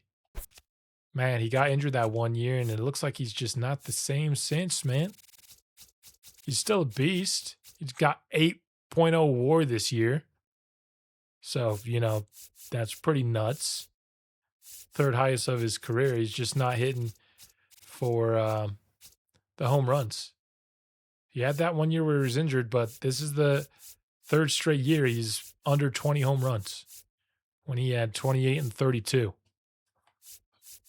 the 2 previous years before this stretch. So it's really just the power continues to go down with him, but otherwise he's still an insane player. Tolia, looks like he was not a full-time player, 250 at-bats. JJ Weatherholtz, you can make an argument about whether we should really bring him back. He's going to be 33 years old. And he had that one great year that he was injured. Which year was that? It was this one right here. 2031 was an awesome year for him. He's back to the 800 mark for the first time in 5 years. And he just barely got there. Hasn't quite been the offensive player that I think we were hoping for in the series, but the slack has been picked up elsewhere. And this is why I didn't want to have Jason Petit on the long-term deal. After last year, I was afraid it might have been an anomaly compared to what we're used to with this guy. So now, I mean, it's still good, but he might be asking for a little bit more of a reasonable ask here. Grady Dotson wasn't a full-time player. I mean, the sim just hates Grady Dotson's guts, man. Before they have him playing third, better not have been that bum Nate Evers. I come across as such a Nate Evers hater. I'm not a Nate Evers hater. I'm a fan of Grady Dotson, and this game keeps taking away at bats from him. He might have gotten injured. I don't know. But there you have it. Let's go to, before I forget, let's go to some pitching because Vinny Nunez looks like he had either his best or his second best year of his career. 21-5. That matches his MVP season of 2031. 2.57 ERA and a 1.16 WHIP. That is not as good as his MVP season. But WHIP is a little bit more kind of in line with his career average. But that is his second best ERA, trailing only his MVP season. The second most quality starts, behind only his MVP season, and tied for the most complete games and shutouts with his MVP season. WAR, second behind his MVP season. So this is clearly the second best year of his career, and you love to see it. He goes back up to a 99 overall. He had dropped down to a 98, but you play this well. You get it back. Charles O'Farrell, 2.86 ERA, 1.17 WHIP, 19-4. Absolute beast. He did not go up though, so it looks like his potential is 92. I believe that's where we drafted him at, so it didn't go up or down. Todd McDonald wins Rookie of the Year. He's up to an 86 overall. Really respectable numbers for a rookie. Let's go ahead and make sure we have our sort on. Sure, let's go by WAR this time. Second in WAR was Ozzie Ramirez. 15-6, 194 innings, 3.29 with a 1.20 WHIP. Bruno Rosa had a nice little year, although he actually went down in overall this year. So it looks like he's maxed out. Willard Watson, our top WAR-getting bullpen arm, behind Hugo Freeman with his 55 saves to 5 blown saves. But it looks like 87 is his potential because he didn't go up. And with that kind of production, you'd imagine it would. Darius Katimer, a lefty that will add to the rotation. He's the one that replaced Moya, so we went from 79 to 86. This bullpen is absolutely insane. Chang's going down. Don't love that after he just started a 4-year, $10 million per year deal. But it's fine, ultimately. So, I mean, obviously an awesome season from a team that's just won, what was it? 113 games. 9 more than our previous high. For the first year of this video, we did not go against the Brewers. And even dating back to before we were going up against the Brewers in the postseason. So we beat the Braves here. They did still 1 game against us. That was a pretty high scoring affair to clinch the series. We got home runs from Oliver Davis and Kailane in this one. Bruno Rosa pitched. And then in game 1, a 7-4 victory. We did get... Vinny got injured in this game. It didn't seem to be a serious one. So hopefully he'll be able to come back here for game 2 against Colorado. The Rockies have made the NLCS. That's fun. The Rockies, a team that will always be near and dear to my heart. They've got themselves some pretty fun young guys, but once again, we are much better. Although this is not the World Series matchup, so I'm not sure why I'm spending so much time previewing the Rockies. We'll get game 1, 10-7. We'll nab game 2, and it looks like Vinny was back for that game. Game 3 is ours, and we sweep the Rockies. Let's go through some box scores quickly here. Home runs from Alvin Logan and Grady Dotson in this one. Todd McDonald in his playoff debut, 7 1/3 innings, 7 strikeouts, 2 runs allowed. Then in this one, we got another home run from Grady Dotson in a Vinny Nunez game. He goes 7 innings, only gets 4 strikeouts. Not very Vinny-esque, but Charles O'Farrell gets the win in this one. Home runs from Jason Daly, 2 of them, Oliver Davis and J.J. Weatherholt. And then we got Oliver Davis and 2 from Mason Wynn in this Bruno Rosa game. So, in the World Series for the 3rd straight year and the 4th time in 5 years, we're going up against the New York Yankees. All right, bottom of the 3rd with the bases loaded for Anthony Acevedo. Here, he gets a hit on the first pitch. That'll slowly make its way all the way to the wall. And it's a 3-run double for Anthony Acevedo, a guy who joined the team during this episode, is now out here making plays in the World Series. Love to see that. Let's hop back. I think if we finish the inning, then it will allow us to go back to the... There we go. Return to simulating, and it'll find another moment for us. Got another one. Oh, this has turned into an absolute barn burner here. The Yankees are threatening to take game 1. But Jason Petit hitting in the 3 spot now. You know what? Maybe I'm just not a good lineup manager, because some of the lineups that the CPU is creating, I have no idea what they're doing. But since I've allowed the CPU to create our lineups, we've gone to 3 straight World Series. So maybe that's just something that I don't control in future series. I just let the CPU do what they do. And the only substitutions if I make is if they keep benching one of my favorite players. Petit, that's a soft fly ball. Could get the 8th run home, though, and sliding in safely is Ollie D. 9-8, and the Yankees will make a pitching change before Alvin Logan, the MVP. If you would have asked me who the favorites were to win an MVP in today's episode, based on the trajectory I had seen from Alvin Logan, he would not have been towards the top of my list. But had you asked like in season 4 or something, I probably would have guessed him. So we still need to get back 1 run. We ultimately won't be able to do it. Looks like we didn't even get a runner aboard in the 9th. So the Yankees will take game 1 on the road. I mean, that's just not good enough pitching. We allowed a 5-run 7. All right. I want to see just 1 full inning from Todd McDonald. After that, we'll see if there are any scenarios to hop into. But Todd McDonald, our knuckleball pitcher,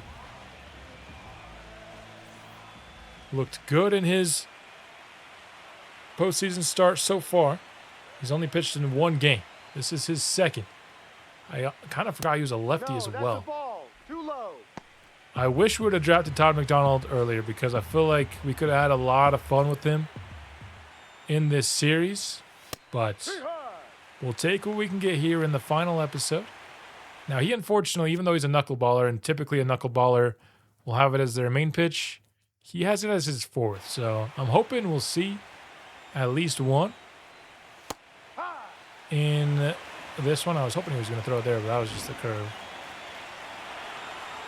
We'll get a challenge 1 by Antonio Rivera leading it off for the Yanks.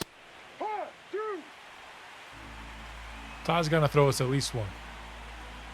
Hopefully, whatever the next MLB series ends up being on my channel, we'll get a knuckleballer early.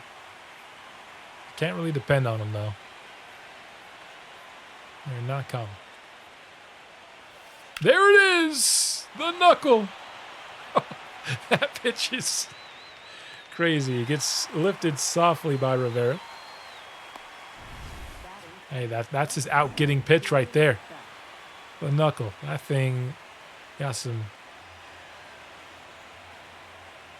It's got a little bit of movement on it, huh? You'd hope so. Oh, there it is again. Oh, man. Look at that pitch. Hopefully, if we do get a knuckleballer, whatever my next series ends up being, it's his primary pitch, too.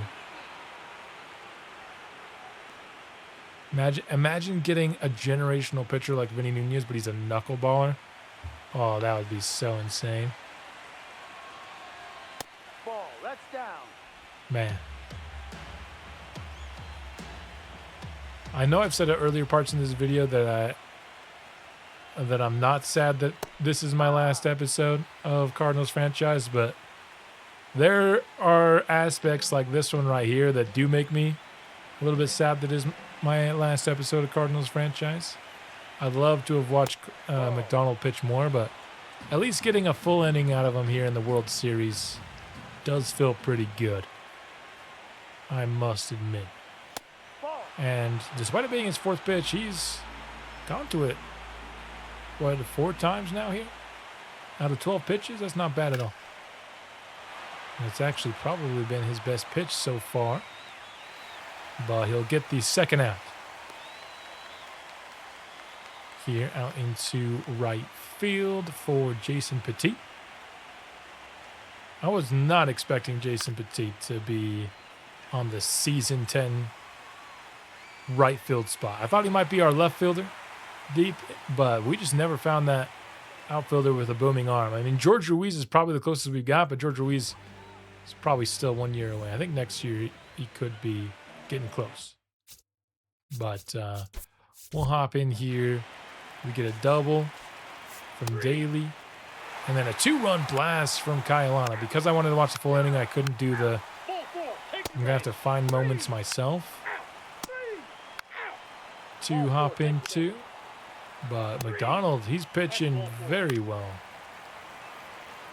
Let's see what happens here. I mean, Kailana's hit a home run. Let's get another Kailana at bat. I want to get as many of these as I can here in the episode. Can I get one more aloha, baby? Can I get one more? From the 2035, the Hank Aaron Award winner. I guess I did say we're in season 10. Kailana blasted deep to right field. Aloha! Let's go, Kailana. 5th home run of the postseason, 2nd of the game. I asked, he delivered. Kailana, my man.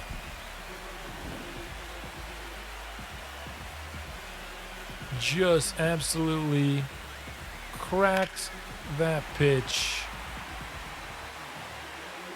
Didn't need the most lift in the world when you hit it that hard. Oh, looks like we're going to have to take a look at this pitch.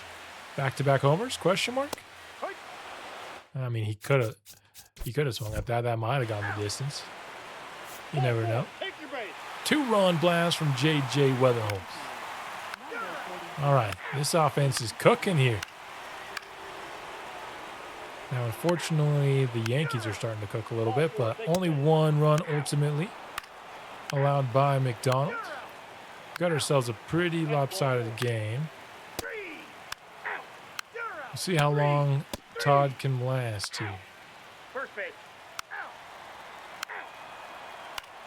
Into the 7th, he comes out, but he's allowed 2 straight. Make it 3 straight. The bases are loaded. All right, that's what I was going to see if he was going to stay out with the bases loaded. So he ends up making it 6 innings, and that'll be a second run attached to him. So we'll allow 2 runs in 6 innings. Pretty good stuff from the rookie of the year in Todd McDonald. And I think we'll probably just get out of this game, although now the Yankees are building a little something, but they're still down by 4. Hugo Freeman comes into the game at this point, instantly allows a double. Now all of a sudden the tying run is at the plate. Come on. Come on, Hugo. Mr. 55 saves this year. Finish this one off, please. 7-5. If we drop down 0-2 in our 2 home games, that puts us in a really tough spot.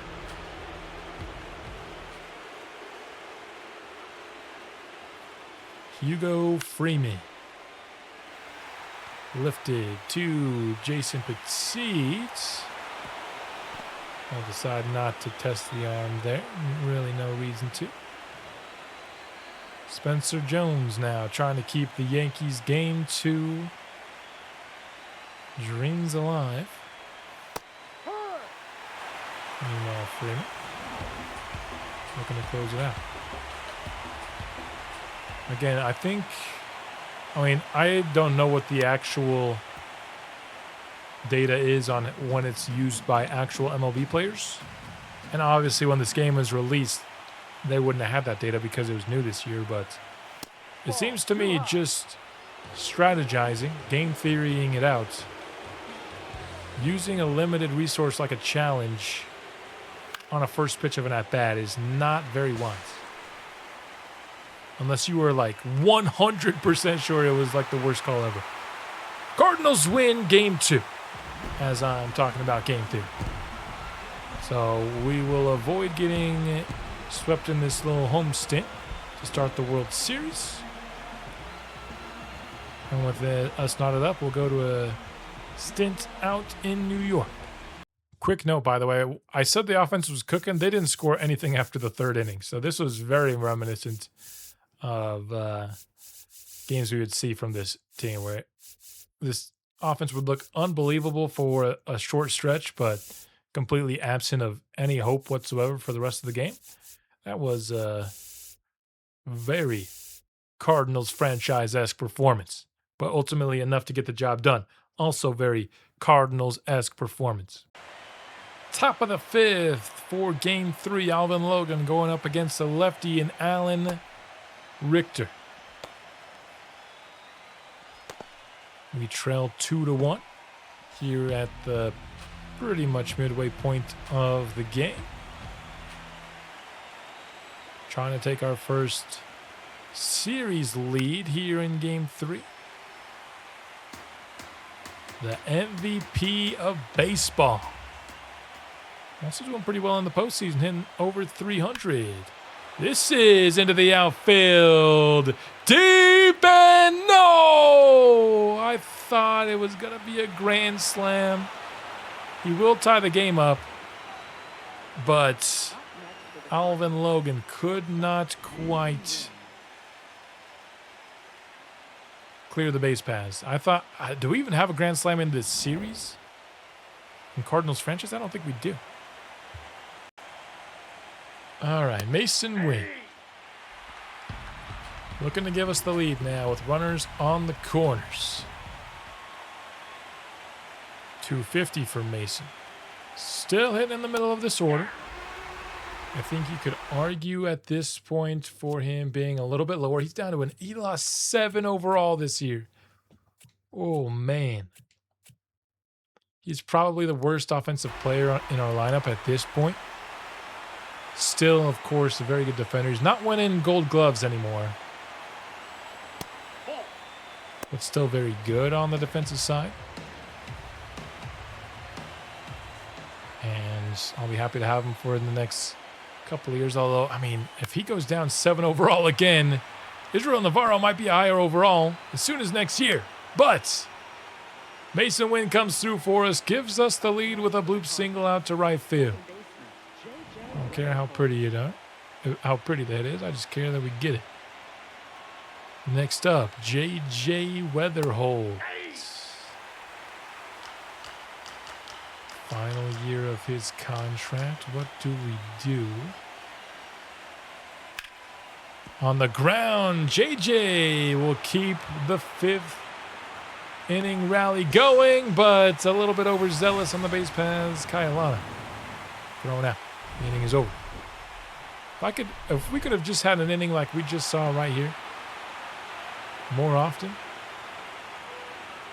this would not have been the last episode of Cardinals franchise, but it's just so few and far between with this team. And unfortunately, we're also known for being a little bit overzealous on the base paths at times. All right. Back into the sim. Nunez. Oh, I thought this was late. This is just the bottom of the 5th. It's not. Whoa, Vinny's already over 100 pitches? What is this? How is he only allowed 2 runs? This is the last inning for Nunez. It has to be. What? That's crazy. Luis Garcia up for New York with 2 outs. Slider in there for strike 1. Garcia already has a hit off of Vinny in this game. He's hitting very respectable 333 for the Yanks in the postseason. 1-2 pitch. Vinny trying to keep us with the lead, and he does. Painting the bottom edge of the zone. No matter if he's tired, we know Vinny can strike a dude out. St. Louis remains on top 3-2. That's got to be Vinny's last pitch, though. So if we get another scenario, we do not, and the Cardinals will take a 2-1 lead here in the World Series. Nunez will pick up a win. And now we're in an excellent position to go for the three-peat and the 4th pennant in 5 years if we can close out New York. Man, we're getting more early game scenarios in this postseason than we have in any of the other ones. I love to see that. It's probably because this is our best team. Yeah, 113 wins. You bet we're going to have some base runners. Kyalana has a loaded situation here in the top of the 4th inning with a tied game. Irvin Ventura. I mean, just awesome name. Not to be confused with Ace.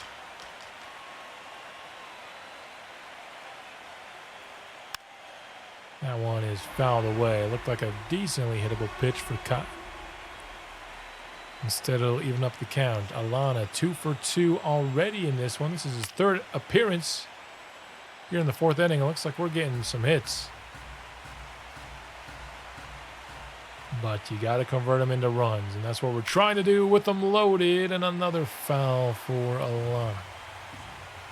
Ventura already 86th pitch incoming here in the 4th. Not a very fun day at the office for him. Alana, though, frustrated. Ultimately, we will leave him juice. Top of the 4th. So, into the bottom half of the 4th we go, still tied. And the Yankees ultimately will win. So you got to point back to that 4th inning as a major pain point, although the Yankees might have won handedly here. Yeah, they ended up with 12 runs. Holy moly. Don't look at Charles O'Farrell's numbers there. Wow. Oh, he actually wasn't as bad. He only allowed 3 of the runs. It was our bullpen. Our bullpen. Really? Our bullpen sucked? Our bullpen never sucks. Somehow no scenarios to hop in a 3-1 game, but when you're tied at 2 apiece, Game 5 is massive. Because that means we only need to win 1 of the next 2 at home. Had the Yankees won this and we needed to go 2 for 2, I think we would have been in a little bit of trouble here. But an Alvin Logan homer from our MVP makes it so we only need one of the next two against the Yankees to win our third pennant of our tenure here in St. Louis. Yankees not going down quietly, though. Sosa. He has 4 hits in this game. We've got extra innings. And New York trying to take the go-ahead run here. Top of the 10th.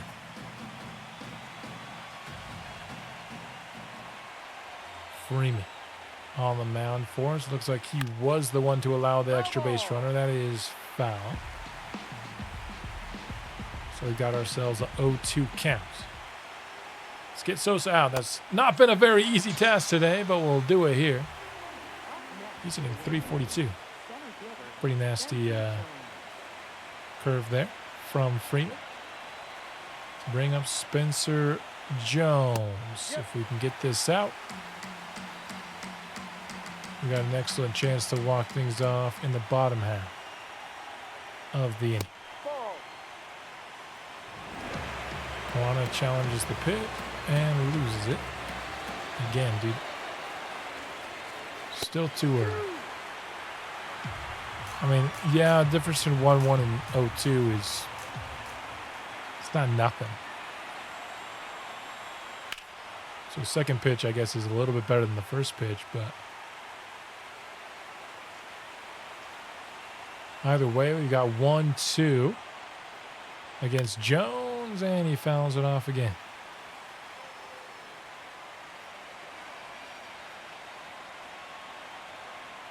Two for 4 today, 265 in the postseason as a whole, and back-to-back strikeouts by Hugo Freeman. That's the guy that I wanted to see when we drafted. Love seeing it here. And it looks like we will walk it off. I don't know if this was the 10th inning or the 11th or whatever. But I imagine it had to be a homer because I think we would have been given a scenario had it not been a homer. And the Cardinals win their 3rd straight World Series championship. 3 for 3 in today's episode. 4th in 5 seasons. Truly a dominant team. We know we'd built ourselves a juggernaut. We just needed to actually perform like it in the playoffs. And when I'm only watching a little bit, we do. So that's the key. When I'm only watching a little bit of the postseason, we can perform up to our standards. Player of the game, Kai Alana. Now, one thing I'm going to do here before I forget, because I have forgot in each of the last 2 World Series. Yeah, it looks like that was a walk-off home run for Mason Wynn, by the way. I think that automatically should have you as the player of the game, but I'm not going to say no to it being Kai Alana, of course. World Series MVP is Kai Alana, and playoff is Oliver Davis. I just want to show you what it's been for the last couple of seasons as well. So World Series MVP, Kai Alana this year, Jason Petita a season ago, Jason Daly in year 1, and then the playoff MVP, Oliver Davis, and then the previous 2 years, it was Kai Alana. Runners up for this year, Jason Daly and Alvin Logan for the National League playoff MVP. And then they don't have a standings here for the World Series MVP. It's just whoever won it. And, yeah, those are some pretty deserving numbers there from Kai Alana. Look at those. That's some nutty stuff. So, I think at this point, gameplay-wise, I have seen what I wanted to see out of this team. I got to call one last aloha. I got to see Todd McDonald throw the knuckle curve. We've seen Vinny Nunez pitch one more complete game shutout. I think we've hit all of what I was hoping to get gameplay-wise from today's episode. It feels like on that front, to me, we've wrapped things up nicely. So, from this point on, following Season 10, I will update you whenever we win another World Series championship. I will update you when players retire. And that's how we're going to close out the story here of the Cardinals. Hopefully, I'll be giving you quite a few more World Series championship updates as we go along. We're 4 out of the last 5 years right now. The standard, the gold standard on this channel is the Las Vegas Venom, who won 8 championships in 10 seasons. Can the Cardinals match that? I'll still be trying to keep this core together as long as I can behind the scenes.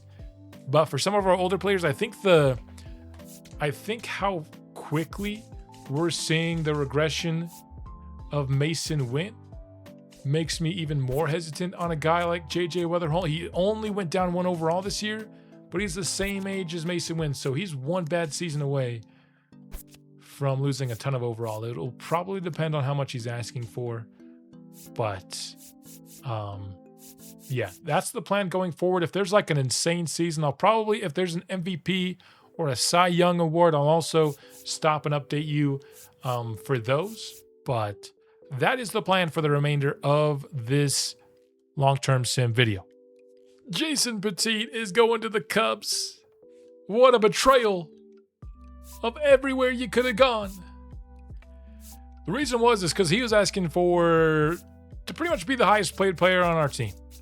And apart from 1 year, I don't think he's ever earned being the highest paid player on our team. So we are going to replace him with some combination of George Ruiz, who we just had to add to our 480-man roster, and Rivera, who is an 83 overall, who I think in some ways has a very similar skill set to Petit. So I think we'll be fine. We also have Acevedo. We have, I think, 5 outfielders now that I like all of them. So you know what? I'm fine with where we're at in the outfield without Jason Petit. But him going to the Cubs does hurt. All right, we just broke this wins record for a single season. 119. This was the very next season, in season 11. So that's pretty insane. And we won the World Series. I was trying to stop the simulation. I couldn't. We won the World Series, so that is 4 straight and 5 and 6 years. Now for this team. 119 wins. World Series MVP goes to JJ Weatherholt. We get the reliever of the year in Willard Watson. Cy Young to Bruno Rosa this year. Nice. And some league leaders here as well. JJ Weatherholt, we got him back on a short-term deal. Looks like that ended up being a good choice for us. We win over the Rays 4-1. Count them 5 championships for the Cardinals. This was the lineup here for our 5th championship. I just want to give an update on that after every season. This is the team that did it. So it looks like we have Oliver Davis DHing now with Felipe de Jesus. He was a regular everyday starter on our World Series team. Let's go. Rivera replaced Jason Petit. Other than that, it is your normal everydayers, although Jason Daly's playing third for us. Grady Dotson was playing short, and Acevedo was playing center field. Very, very interesting lineup that we had going on here in season 11. And then as for our pitching rotation, Ross Seacrest they had as the number 1 spot. Vinny Nunez, O'Farrell, Rosa, and Ramirez. So Todd McDonald, we have an 89 overall starter in a long relief role. These are showing the regular season stats, not the playoff stats. So, yeah, it looks like they brought Willard Watson back into the closer role, even though Hugo Freeman just had 55 last year.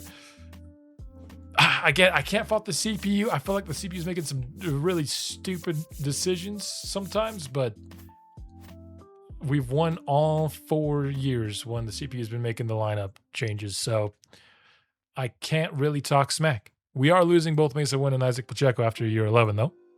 Season 12, the Cardinals win it again. It was a 100-win season, Grady Dotson is your World Series MVP. Playoffs is Kyle Lana. Cy Young to Vinny Nunez on this year. In terms of league leaders, I mean, when's the last time Vinny wasn't the innings pitched strikeout leader, man? Alvin Logan looked like he had another great year. Jason Daly back on top of the WAR charts. You love to see it.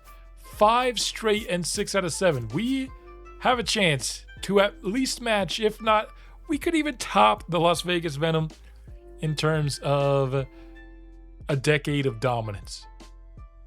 6 out of 7 with 5 straight. That is truly something special we have built here in St. Louis. All right, I'm a little late on this, but the year, what is it, 13? Whatever, our 6th championship team, this was the squad. George Ruiz is now our right fielder, and Grady Dotson's back to third base. Jason Daly's back to center. So Anthony Acevedo is back to our bench. We have Luther Cummings at short. I think this next season it will be Israel Navarro, if I had to guess. He's up to an 81 overall. But that is the team. And then as for the pitching rotation, it was something like this. I don't think it was exactly this because a couple of our bullpen arms we've lost. No longer do we have Roush. No longer do we have Watson, and they were both on the championship team. But I wish they'd put Todd McDonald in our starting lineup. The problem is, I guess you take out Ozzy Ramirez. That's a pretty big drop off, 88 to 92. But Todd McDonald actually hasn't been excellent in simulation. Bruno Rosa is down to an 86. He's dropped off quite a bit at this point in the series. The man who was super crucial in earning our first championship. So, yeah, this was the squad we were looking for. I have no idea how Vinny Nunez doesn't have energy. It must just not update because we're in January, bruh. And our winning streak is over. I said I'd only update for when we won the championship, but when you have 5 straight, I think you need to say when it's over. And guess who ended it? The Cubs. Now, the Cubs have been back to making their free agent moves that they had been making consistently at the beginning of the franchise. Now they're kind of doing the second wave of that. Jason Petit was part of that.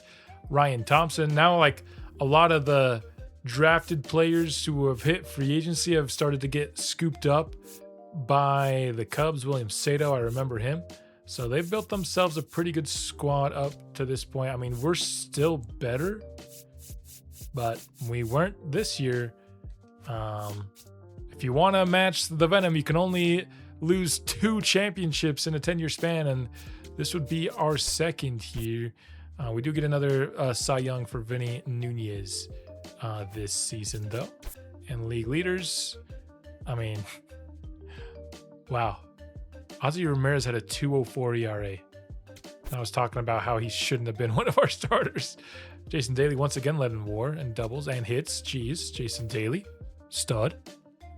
And the more unfortunate part is this was the last year we're keeping a lot of our team together. The number one priority has to be Vinny Nunez. I will give him as much as I can. 7 years, $45 million a year. Same with Jason Daly, but both these guys are now going to be pretty expensive. You have to go 8 years for Jason Daly, so we're now starting to kind of cripple our team here. Ozzy Ramirez, he just had an insane season. He's going to want more money than he ever has because of it, and I think we have alternatives. I think we're going to have to lose Ozzy Ramirez and JJ Wetherholt and Brett Chang. I know it says we have money, but let's go ahead and take a look at our budget here. Oliver Davis is almost up. Bruno Rosa is almost up. I mean, we could lose Bruno Rosa though. Charles O'Farrell's almost up. We might have now gotten to the point. I mean, Alvin Logan's almost up. We might have now gotten to the point where I no longer even worry about the contracts and stuff. It'll make simming go quicker for me.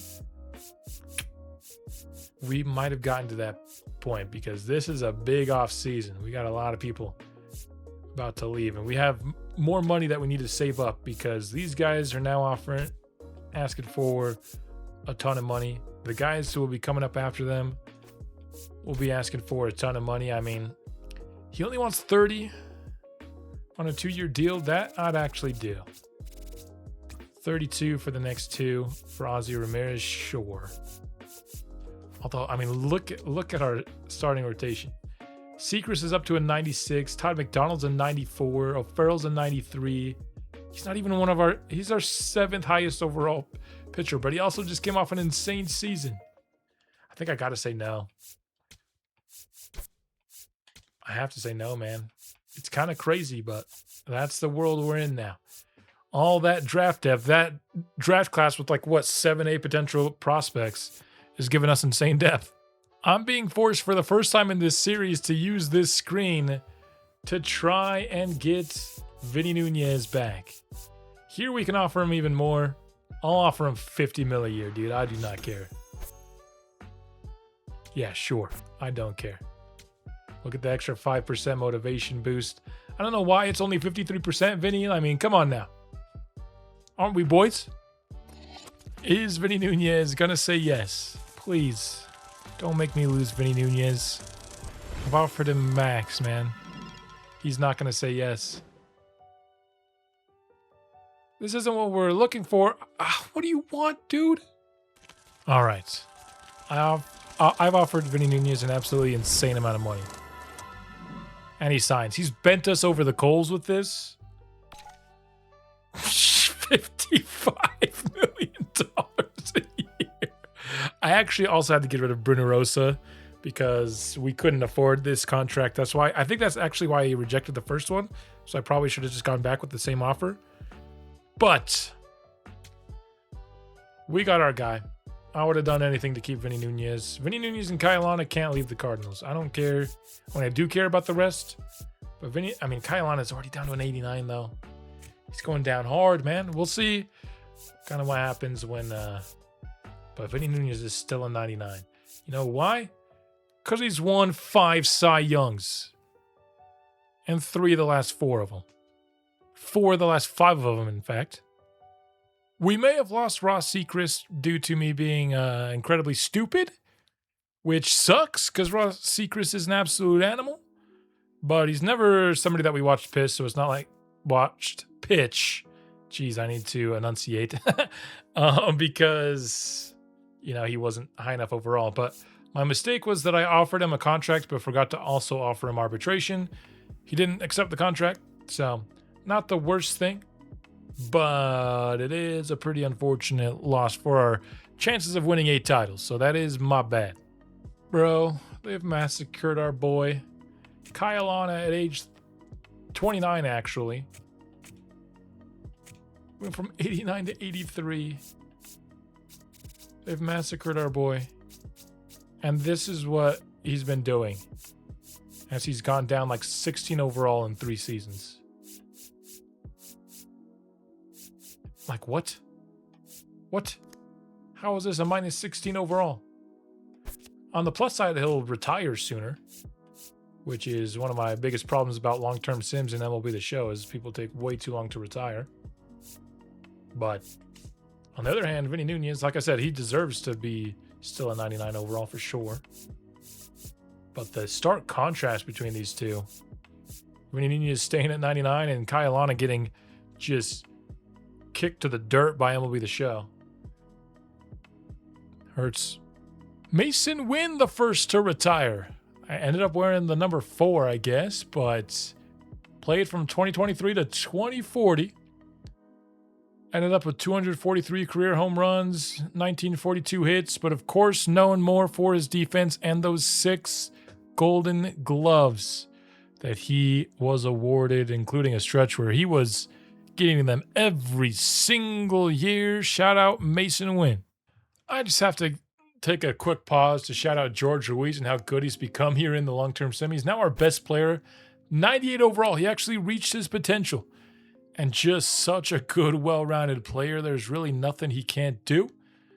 I love how well balanced his power is. That's not something you see super often when a player develops. Shout out George Ruiz. Just missed it here. This would have been championship number 7 all the way in 2041. So it has been a few years now without a championship. This might be our last hurrah, too. I don't know if we'll ever be this good again. We don't really have any young standout players. I mean, Harmon Callahan, he's a closer, though. Bobby Donald. Most of our players are going down, not up. So I think this was our best chance here. Although George Ruiz, I just mentioned he went up to a 98. He's now up to a 99.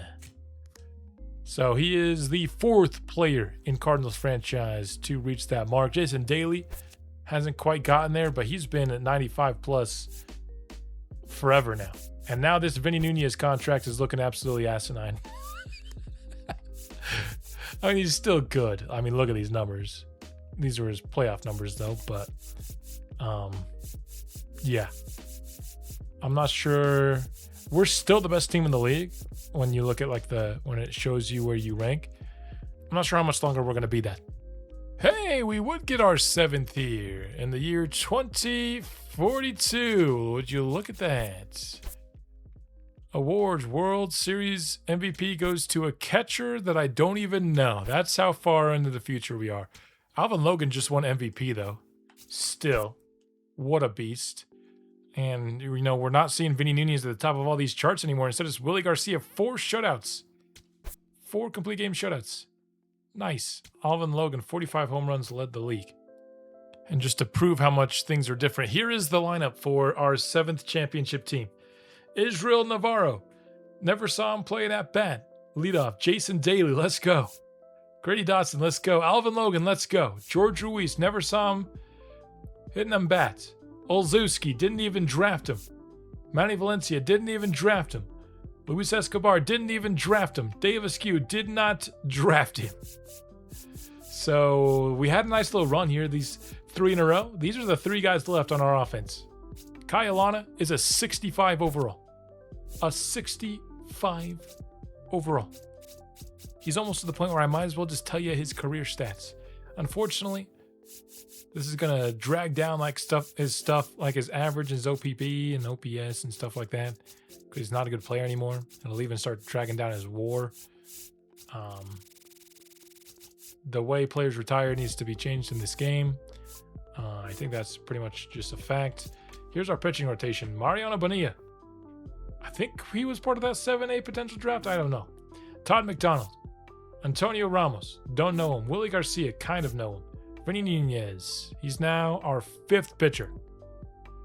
Not the ace that we grew to know and love. Here's our bullpen. We know Steve Rausch. They actually signed him back in free agency.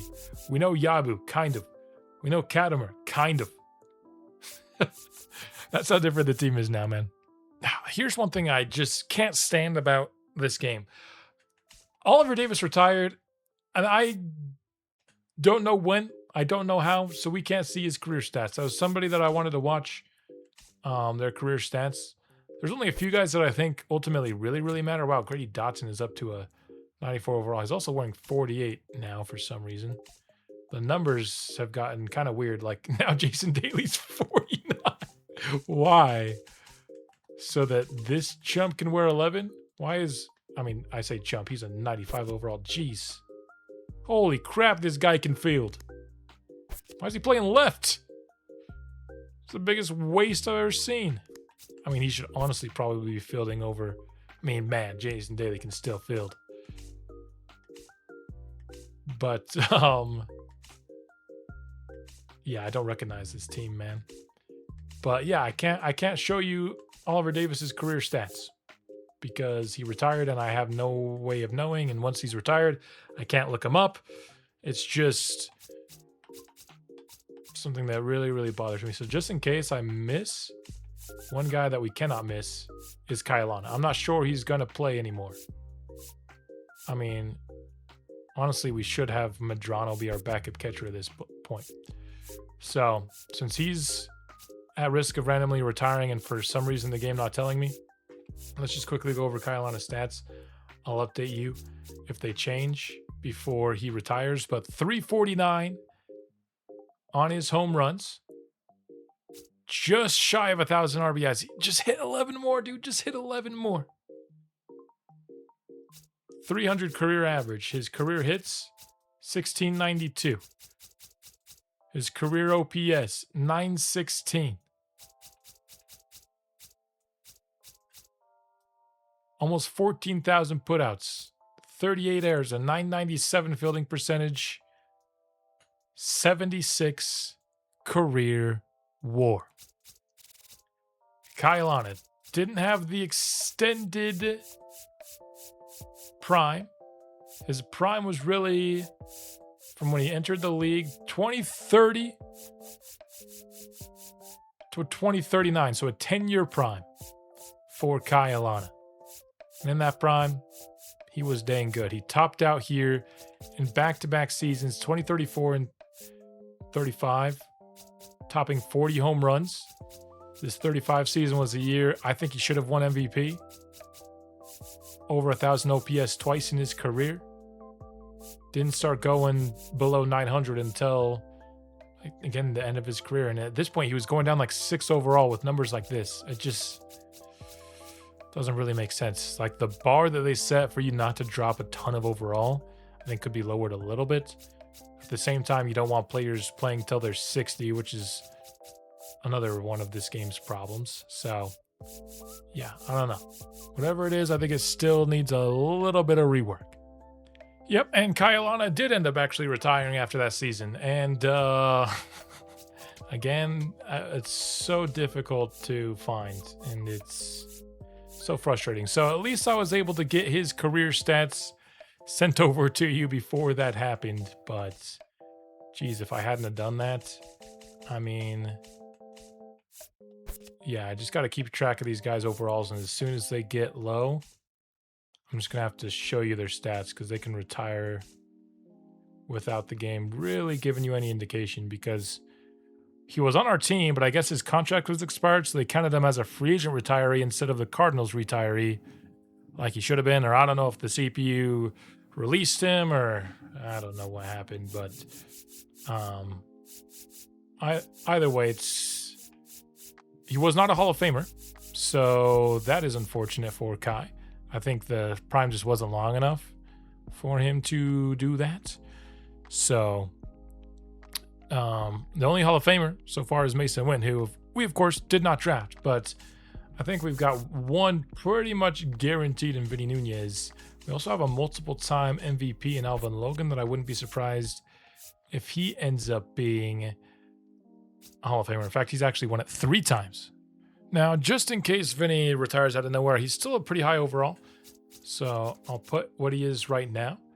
He has started 529 games in his career, 3,500 innings, 245 wins to 122 losses over his career. He has allowed 1,320 runs, 441 home runs, walked 1,000 players, and struck out 3,600. A career ERA of 3.39, 119 career whip, 346 quality starts, 18 complete games, 12 of which were shutouts, career WAR of 69, nice, 0.2, career strikeout rate above 9, and a career FIP of 3.52. And that's as he is, let's see, how old is he these days? 35 years old. As for his awards, he is a 1-time MVP, a 5-time Cy Young, and only a 4-time All-Star. He won the Cy Young in 2038 despite not even being an All-Star. Baller. Another guy I want to go over career stats because I think he might be done playing is Alvin Logan. He has 2,300 career games. He has 2,300 career hits, 577 home runs, 1,663 RBIs, career average of 255, career slugging of 516, 841 OPS. He has, in terms of WAR, that's not going to be his highest thing. 35.6 career WAR. That's probably his best case against a Hall of Famer, but he is a 3-time MVP, a Rookie of the Year. He is a 7-time All-Star. He is a 5-time Silver Slugger and a 2-time Home Run Champion. And I'm really sad that I forgot to go over the awards with Kailana because there's no way to know them. We know he won Hank Aaron. He was really close to MVPs. We know he won at least one batting title. But a lot of his other seasons, I don't know if they were really award winning. I don't know how many times he was an All-Star. I imagine it was quite a few. But that's the thing with how this game handles retirement, man. It is suboptimal. Hey, I did catch one. Charles O'Farrell has retired. He ends up starting 246 games in his career. He pitched 1,500 innings. Career ERA of 3.89, 1.26 career whip, career WAR of 18.5. Honestly, I would have expected more from St. Chuck. Only played 1 year outside of St. Louis, and then wasn't in the league for the last couple of years. If you look at his award trophy, none. This is the guy that I actually catch retire instead of the guys that I wanted to. Not that I didn't want to see St. Chuck, I did. Wait, what? Kailana is in the Hall of Fame. So you're telling me he wasn't retired? But I searched his name and nothing came up. Maybe it's just because he was a free agent. I don't know. So there are the official final career numbers for Kailana. I still wish I could see his awards. It doesn't show awards in this inductee screen. Another thing, like, come on now. Can't see all-star appearances. So, Kailana is a Hall of Famer. Okay, apparently I didn't miss Kailana. I just couldn't search him up. He retires as a 47 overall. He hasn't played in a long, long time. So we do get to see his final stats, which is really good because I wanted to see his awards. That'll be what changes the most. 1-time Hank Aaron, 6-time All-Star, 2-time Gold Glove, 5-time Silver Slugger, 2-time World Series MVP, 1-time All-Star MVP, 1-time batting title, and 3-time National League playoff MVP. And these are his final stats. He ends up just 7 short of 1,000 RBIs. So he played a tiny bit in one more year. So most of these are exactly the same as what we saw. They're just a touch higher. He gets to 350 on the home runs. And the WAR, he erases the minus 0.5 from a season ago, ends up with a 76.5 WAR. Is that a Hall of Fame career? I thought that it was worthy, just maybe didn't have the... Oh, there's another player of ours. Didn't have the longevity to get it, is why I thought he hadn't shown up before. But maybe he will now that he is retired. I'm really at this point waiting for Daly, for Nunez, and for Alvin Logan.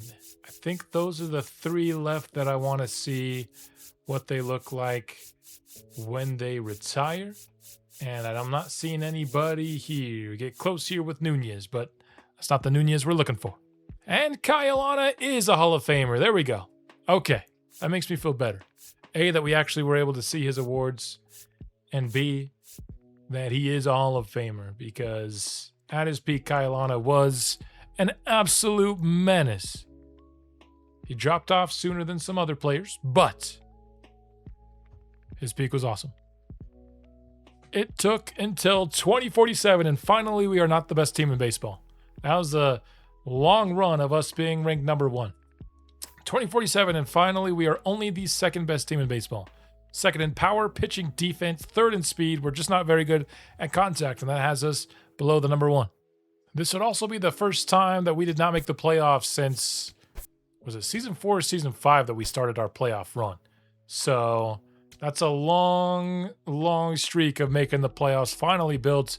Our Cardinals team is officially dismantled. Take a look at the roster.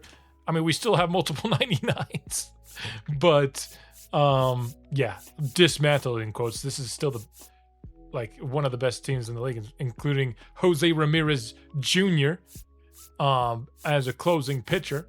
But yeah, how did this team not make the playoffs? What the heck?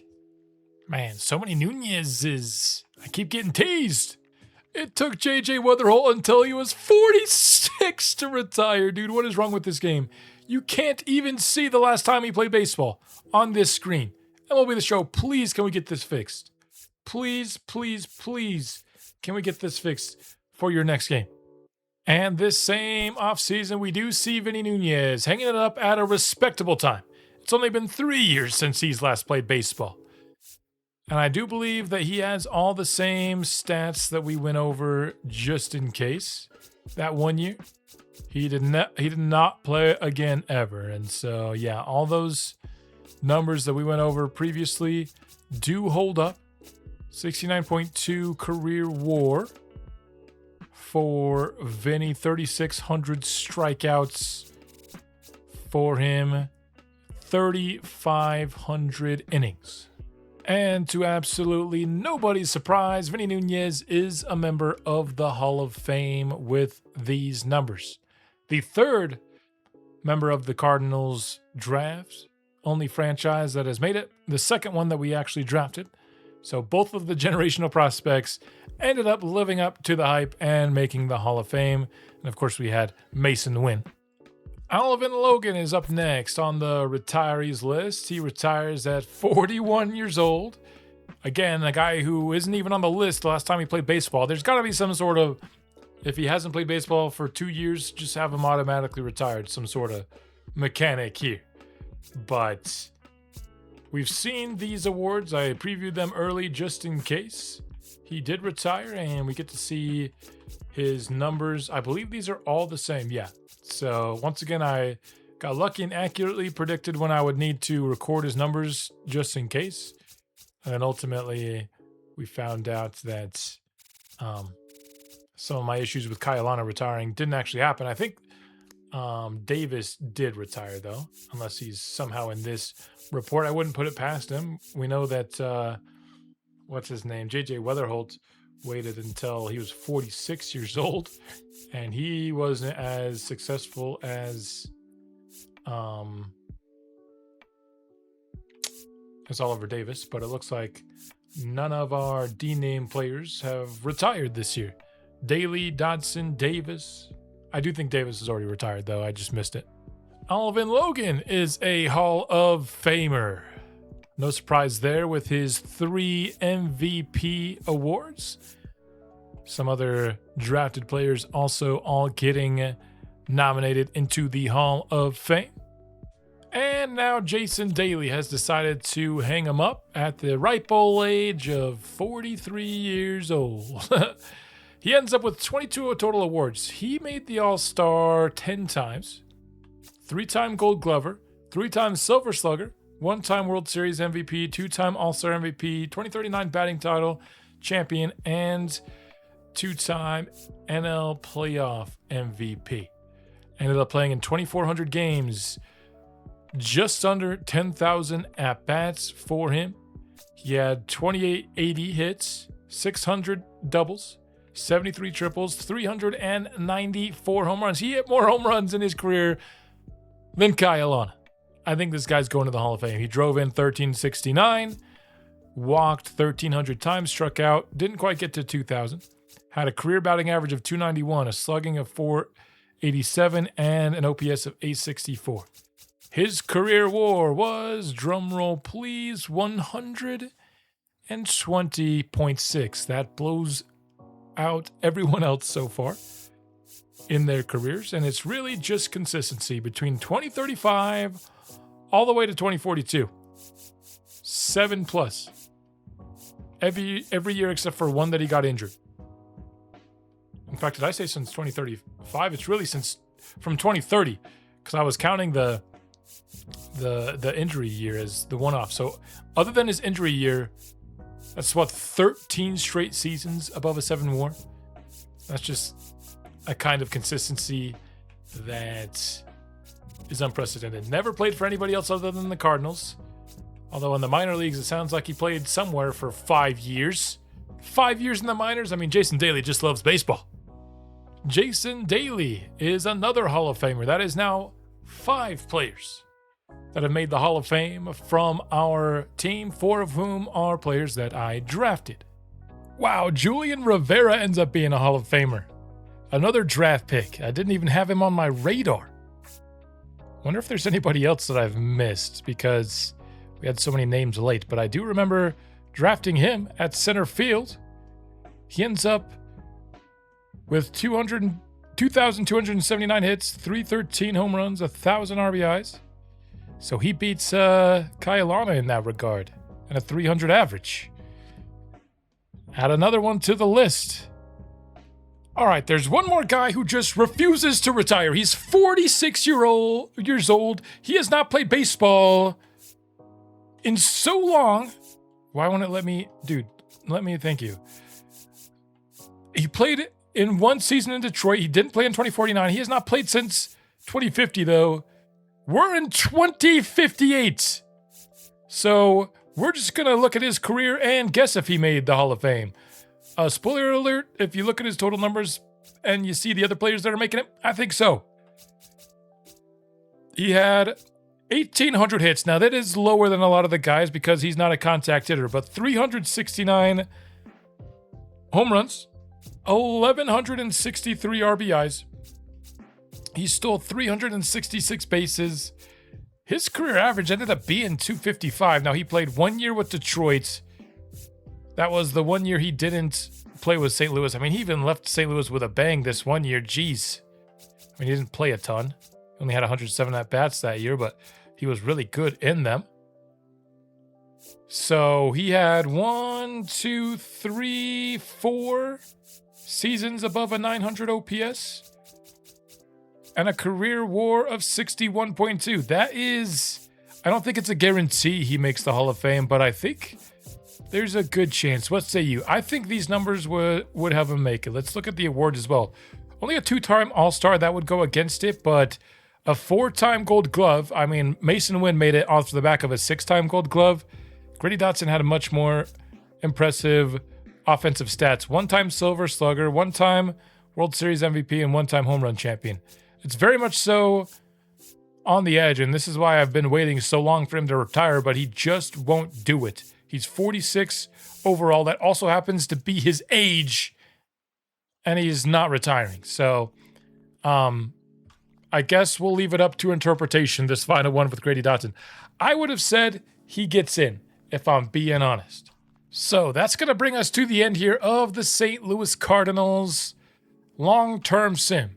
This team ended up with 7 championships and with a top record of 119 wins in the regular season, the best in baseball history. I think we also broke the wins record with the Rockies. I don't know if we topped 119, though. So maybe I should have checked. Maybe someone else can check on that for me and see which team had the individual best season in MLB, the show rebuild history on this channel. All in all, really incredible team. I really wish they played better in the playoffs to the point where I would have wanted to watch more seasons than ultimately the 7 that we watched prior to this episode. And to go along with the 7 championships, we had 7 Hall of Fame players. Now, that is if we assume Grady Dotson would have made it into the Hall of Fame. Some of the other players that I saw, I just assume he makes it in over just career longevity and because I really liked him. Now, that's 2 of my last series where I took somebody that the comment section was generally kind of against, and they ended up being in one case definite Hall of Famer, and in the other case a maybe Hall of Famer. Am I trying to toot my own horn? Not really. I'm just saying I feel pretty good about, when I go against the comment section, which I don't like to do a lot, it's tended to work out for me. But really awesome team. So 7 championships, 7 Hall of Famers, quote unquote, and 7 hours of work to do this video. 7 hours of filming. Not filming, but recording is the word I'm trying to figure out. So the 777s, there you go. Hope you enjoyed Cardinals franchise. Part of me kind of regrets the way it ended. We only got through 7 seasons before the long-term sim, but also I had a lot of fun in this episode. I thought recording seasons 8 through 10 all today was really fun. and I did everything that I felt like I needed to do to wrap up this series and feel really good about it. Where will it stand long term on the channel? I think that's partly for you guys to decide, but for those who are still on this video, I'm planning on maybe doing a fun project here on the channel. It would have to wait until Warrington FC is done, but I want to create a channel Hall of Fame and induct a 2026 Hall of Fame class, and it'd go back to probably back to the Nashville Sound series would be the first series that I would include, and just kind of go from there. And we'll kind of have a way to not only compare series, kind of put series in a ranking, but also players, both across sport and within sport. I think it could be a good debate point, and it'll help me and others kind of remember, because I feel like with these sports channels, you get in the habit of calling a lot of different people the GOAT, but there's can only be one GOAT by the definition. So I think creating that could be really fun. But that's all I've got for this video. Hope you enjoyed it. We'll be back next MLB The Show is my plan for MLB content. This is not a game that I typically like to play year round, as once basketball and football hit, that's what I really like to focus on. So watch out for that. MLB The Show 27 it'll be. Unless something else goes not to plan, I will plan on doing another series then. Obviously, no idea what it will be, but hopefully it'll be the best one yet. So thanks to card fans. I hope I did y'all proud, and thanks for Fiend Franchise channel fans for sticking with me to the end. And I'll see you soon for the other rebuilds we are working on. Go Redbirds!